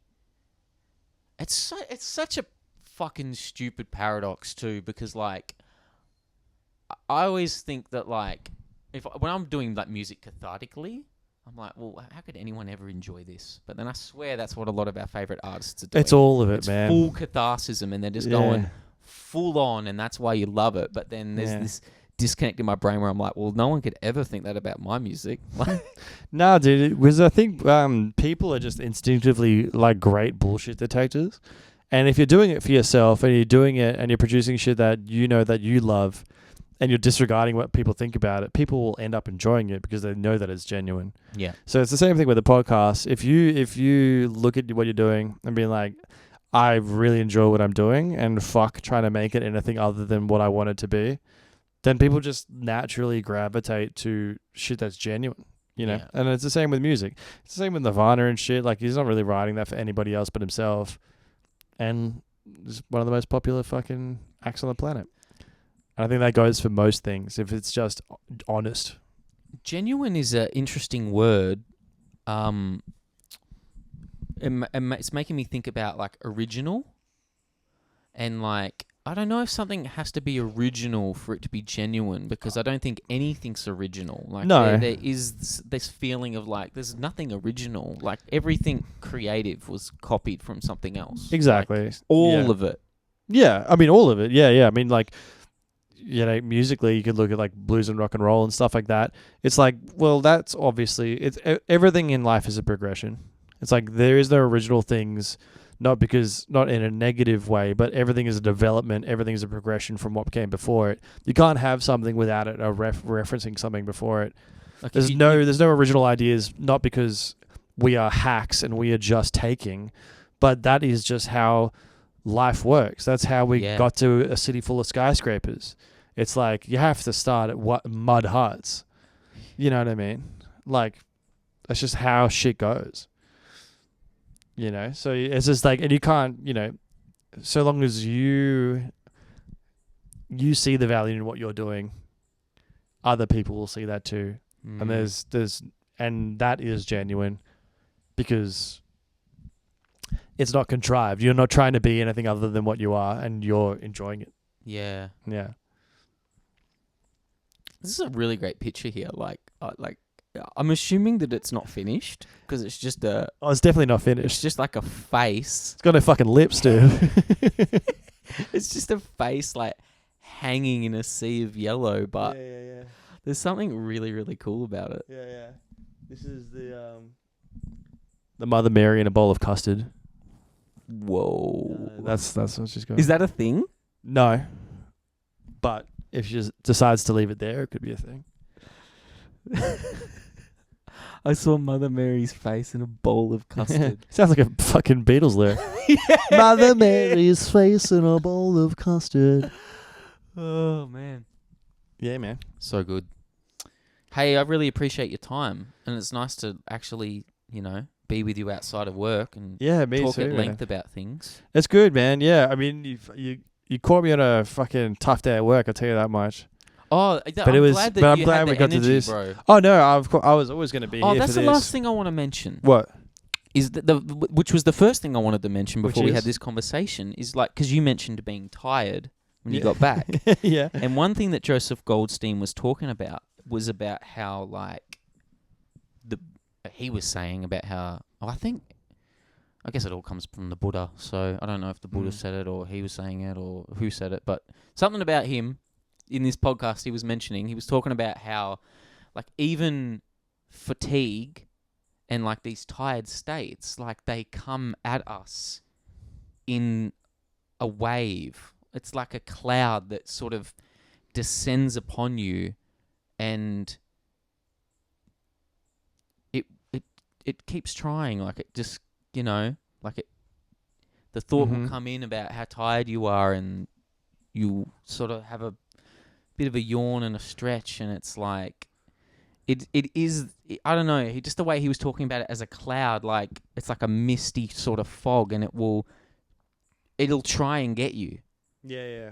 And it's always surprising, like, if you can resist, like, that, always after it, there's a big uppercut of energy coming at every moment in terms of, like, if you can push through. It's this thing you have to resist, and you'll get that second win. I guess maybe like sports people probably experience it all the time. Yeah, for sure. Did you experience anything like that as a touring musician? Like the fatigue of traveling, or the grind, or like? Sorry, I know we've tried to wrap this up twice, but no. A good train of thought is a good train of thought. Like the fatigue. I mean, fuck. There's so many extraneous or external forces on you when you're touring that sometimes it's just hard to fight against, because you're just like you play a gig and you get to bed at 2:00 and you get up at 6 and you get on a bus and there's no good food and you can't sleep anywhere. So sometimes that's like kind of too big of a hill to climb. So sometimes that's too hectic. But there are times where when it comes to showtime, it's like you can't be that. So you do have to fight against it, and then you earn yourself enough energy to get through the gig, and you'll be on stage. And it's it's funny you say that, because it actually happens every time. When we're on tour, everyone is just absolutely knocked out until, even through sound checks just laborious, and just like it just feels like you're just shoveling dirt, like, and then you get to the gig, and then all of a sudden you end up pushing through it, and you get an hour and a half of just Gold. just sunlight just comes and hits you in the face, and you're good for an hour and a half. And then as soon as the gig's over, it's just like, okay, let that cloud's coming back down, but now it's okay. Now it's like we can let it rest. But yeah, it's when you're touring though, it's like you have to you can't fight against that cloud of exhaustion every moment of the day. You have to like almost save that like little Braveheart moment for just before you go on stage. Outside of that, it's just like you gotta keep it slow. You gotta drink tea. You gotta like slowly walk around. Be present with it. Be present with it. Notice it. Like, oh, that fatigue. Yeah. There's that cloud again. It's coming. Exactly. And just also, when you're in these like oi, fucking Scarlett, chill out. When you want to like take advantage of every moment when you're touring. You want to take advantage of every second, but also you have to just appreciate that you need to rest. You need to not try and do every single thing, because you will pay for it in the end, and you'll fuck the gig up. So it's a bit of a balancing act between like rest and exuberance. I don't know if it's the hungry ghost thing. Maybe it's the opposite of the hungry ghost thing. But I am now thinking about how, like, even when I saw, like, the Red Hot Chili Peppers, and it was, like, just my whole life had been building to that at that point. Like, it was just, there's nowhere in the world I would rather be ever than seeing the Chili Peppers live. And there is still that feeling of, it was kind of the opposite, where it was like, I can't take all of this in. Like, I can't, like, my belly isn't, it was the opposite. It's not that my belly wasn't, it was like overflowing. It was like, my belly overflowing. And there was this, and there was this awareness at the time of like, just looking around and just, like, if I opened my eyes wider, I would be able to take more of it in. Like, I would be able to just... But, this moment is... The awareness of, like, this moment's passing. Like, oh, my God, they're playing this song. They're playing this moment of this song. Like, this is this moment of this song now. Like, oh, my God. Like, what song was that? What song's this? What? Like, it's kind of the opposite of the Hungry Ghost thing, maybe. But there's some weird thing there. There's this like still, even though it's a positive experience that we want, there's this feeling of just that the awareness of not taking it in. Yeah, or you can't get enough of it. Almost like you could be like, do you feel that you're not taking it in? Is that what you're saying? That like, even though it is exactly where you want to be, but you're not taking enough of it. That you're not. You never could absorbing it. You couldn't. It's big. It's so much bigger than you. I could never take it in. I could only witness it. That's kind of what I mean. It's like there's only like you can't take it all in. No. But it's like sitting there like this, like trying to take in as much as you can, and it's still not enough. Yeah. Like you could, short of being behind the drum kit, you just try and breathe, right? You I'm just going like, this is really like this is it. You know, that's something that I do that I've been doing in gigs is actually like a presence practice. Is like. Sometimes when you're at it, I find that when I'm at a gig, especially being a bit older and having seen a lot of gigs, sometimes I do have to just go like put my feet on the like realize where I'm standing, realize that I'm in the gig, and just like actually taking a step back and appreciating it, and like not doing breath work, but like reminding myself of where I am, as opposed to just passively absorbing the gig. Even if it could be one of my favorite acts. Be like, oh, this is amazing. But sometimes I do have to catch myself and just like go, like, this is amazing, but not because it's just me witnessing my favorite act. Be like, just taking a breath and like looking around and just being like, feeling a part of it more. I found myself doing that more, just like trying to maintain present in those moments. I think as opposed to being taken away. Yeah. You know. I think part of the not being able to take it in as well was that that, like my life having just that being the experience that I wanted more than any other experience, is still just another thing that comes and goes. Sure. And I don't, maybe I want it like 0.1% less now that I've experienced it. Like if it never happened again, I'd be all right. Sure. But the other 99.9% of me wants to be experiencing that again. Do that again, yeah. But there's also like maybe like it doesn't solve all of my like problems about self-image or like any of the interpersonal relationship dynamic like problems or things that you're working through, or all of the shit that's important. Like it's beautiful for what it is, and it's nourishing in this like this way that only music can be. But like the eternal nourishment is not coming from music. I don't think the eternal nourishment is coming from any one thing. I think it's a nice soup. It needs all the ingredients. Like it does. Totally, I think it needs like it needs like great teachers. It needs scripture. It needs food and good company, and like it needs meditation.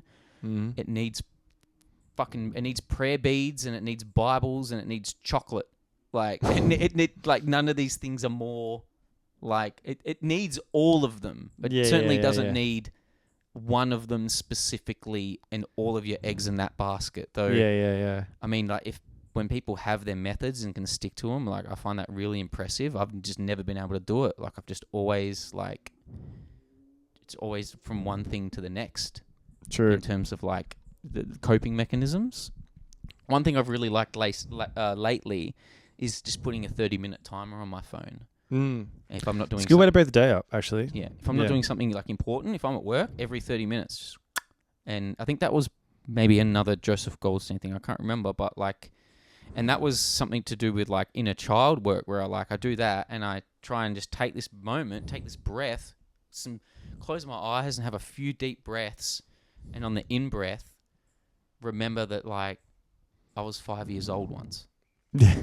And I think this was about like connecting with your, like just way to heal like past traumas and stuff. Sure, and it's, yeah. Remembering that your dad was 5 years old once. Yeah. Everybody was a baby once. Yeah, and trying to just connect with that in that moment, and then just to think about that really does bring me back to a happier place, and like it's a little bit easier for me to. It makes you deal with people easier. Yeah, that's like, for sure. It doesn't bother me if someone else is in a bad mood, or it helps me to make a funnier joke, or like just to be there, like yeah. In whatever it is that you're in. No, totally. So appreciate that. Yeah. Some words of wisdom from the Jules. Next time we chat, I will have watched this Ben Stiller movie. Oh, Heavyweights, dude. Yeah, and Number one. I'll bring my. That's a Christmas movie. Is it? It's my Christmas movie. Is it actually a Christmas? It's not movie? a Christmas movie. Oh, okay. Yeah, right. It's a little window into my childhood. I'm actually looking forward to Christmas this year. I have every intention of coming with Eve to your gig. Oh, sick! Boxing Day. Yeah. Please, yeah. I didn't have anything really planned. I'm like, Manly, fuck yeah, that'd be sick. Yeah, Go to the it's not. beach. You get the ferry over and shit. Yeah. It's a good little trip. I think I have the sense that I'll enjoy it and appreciate it a lot more when I see it live. Sure, yeah. And I think that pretty much without exception, any artist that's worth anything is always better live. Yeah, I think we've always been like that way. That like people we've been told that like it's great listening to you, but like seeing you guys live has always been. We've always come across better live. Yeah. Yeah, for sure. So yeah, but if you come down, let us know. We'll hang out, and I think Jake will be there. Oh, cool. The Jake boy, and yeah, sick. We'll hang out. You'll probably be around earlier then, hey? I'll be around probably all day. Oh, yeah, cool. because bands start at midday, so I think we'll have to bump in earlier than midday. Have you played there before? Well, yeah, we used to play there all the time. We used to play there we used to do like Friday residencies relatively regularly. But we haven't played there for like 8 years. Oh, wow. Yeah, so like in that era when we were playing around Manly a lot, we played a lot at the Stain. But it'll be our first time back in forever. So That'll feel really good. it'll feel fun. Yeah, it'll be good. special. Hopefully, all those people that were there a decade ago are still around. That'd be fun. Are you you doing anything over New Year's, like as a band? Like Nah, we're doing nothing. We're all pretty like these days. We're like kind of homebodies a bit. If it's not like a gig, like all those boys, they still all live around Manly. They'll probably get together. I'm like me and Steph will just hang on the couch and have a wine and watch the 9:30 and go to bed. You know, what's the 9:30? the fireworks at 9:30 or whatever it is. Yeah, cool. yeah. Yeah. Sorry, yeah. Well, we're like, we're both people that have tried to do things on New Year's like every year and they always fall apart. So we're just like, we don't give a fuck anymore. I don't We're want to like, be out with all of these fucking drunk people. Yeah, just nah. getting on it. nah, definitely not. I'm gonna try and find a nice place to watch the fireworks though. There's a bridge that's like a few, like it's just Over your way way, I'm further sure back there's a from few. like Eh? Roselle. Yeah. Yeah, One of yeah, them has yeah. a really decent one. Are you are you much of a, like, I guess, I don't know, maybe it's all people that are in like long-term relationships. You watching any TV shows at the moment? You get together in bed, You've been watching Barry. get the fucking Have you seen Barry with Bill Hader? Oh, Flint Lockwood from Cloudy with a Chance of Meatballs. That's the one. I haven't, but I listened to quite a few like video essays on certain films, and that is one that I haven't seen yet. But the guy talks about it a lot, and he talks about a lot of the other stuff that Really? I really like. So That he is must- a he great must dig show. it. Yeah, dude, it's great. It's like What's it about without spoiling it? he's a ex-military guy who turned hitman Oh, who goes to LA to execute a hit and falls into like a drama troupe or like a actor's learning course. And he finds himself amongst these people that he falls in love with and finds a passion for acting, but is torn between his life as a budding actor and a hitman. what? That's Um, crazy! it's really good. It's crazy concept for It's so funny, and Bill Hader's like, Bill Hader, yeah, man. But he's hilarious, and like, and I can't really speak highly enough of this show. Hey, like the way that the characters are great, and the comedic writing is great, and the pace of the show is great, and the way that the character development over the seasons is excellent. Like where you end up in like season 3 or 4 with him and his whole thing, like it's great. He's so It's funny really good. in he's so funny in Pineapple Express when he's the dude testing out the weed. Yeah, dude. This shit is fucking awesome. yeah. Oh man, yeah. Nah, he's great. Watch that shit. We've been watching that a lot. Barry. Yeah, Barry's sick. great. I think it's a couple years old now, but Is it finished? it's done. Yeah, I think the final season came out in 2018 or 2019. Oh, cool. Yeah, so it's all available. Yeah. And Great British Bake Off. Watch that shit. Oh, dude, I am fucking all about Yeah? the Great British Bake Off. I'm trying to convince Eve for us to go through it a second time. Oh shit. Yeah. There's a lot of material to go I through there. haven't seen. Where do you watch it? I don't know. That's Steph's job, I think. Oh, yeah, okay. I don't know. Yeah, one of the streaming things. Yeah, because I was watching it through a non-reputable streaming service. So like some of the episodes weren't there, and some of them were like mistitled seasons and stuff. But right. I'd say I've seen at least 90% of it. That's I a good run. Certainly haven't seen the latest season. That's a good time kill, that one. What Paul? What's his last name? Old mate. I swear, Paul Hollywood. Oh, Paul Hollywood. Paul Yeah. fucking Hollywood. Paul fucking Hollywood. He's a fucking hero. He is. Yeah, Great he's British alright. Bake Off. Yeah, love it. Don't have to tell me twice to watch that. Yeah, get in it, mate. All right, All right. let's wrap it up. I need to have some dinner. Thanks, bro. What are you having? That was the meatiest fist bump that I've ever done. Where are we going? We're going for Soon. soon. I'm gonna have probably one of those creative moments in the fridge. Oh, Remember, I'm gonna exercise my creative I'm gonna be a hungry ghost, and I'm gonna stuff my little throat. You big sausage dog. Yeah, I might do a macaroni from scratch. Yum. Thanks, bro. We'll have another Thank you. chat soon. I've Yeah. thoroughly enjoyed your company. We'll do it again. All right. Goodbye, everyone. Goodbye. Oh, bro. Fuck, I'm hungry as shit. What time is it?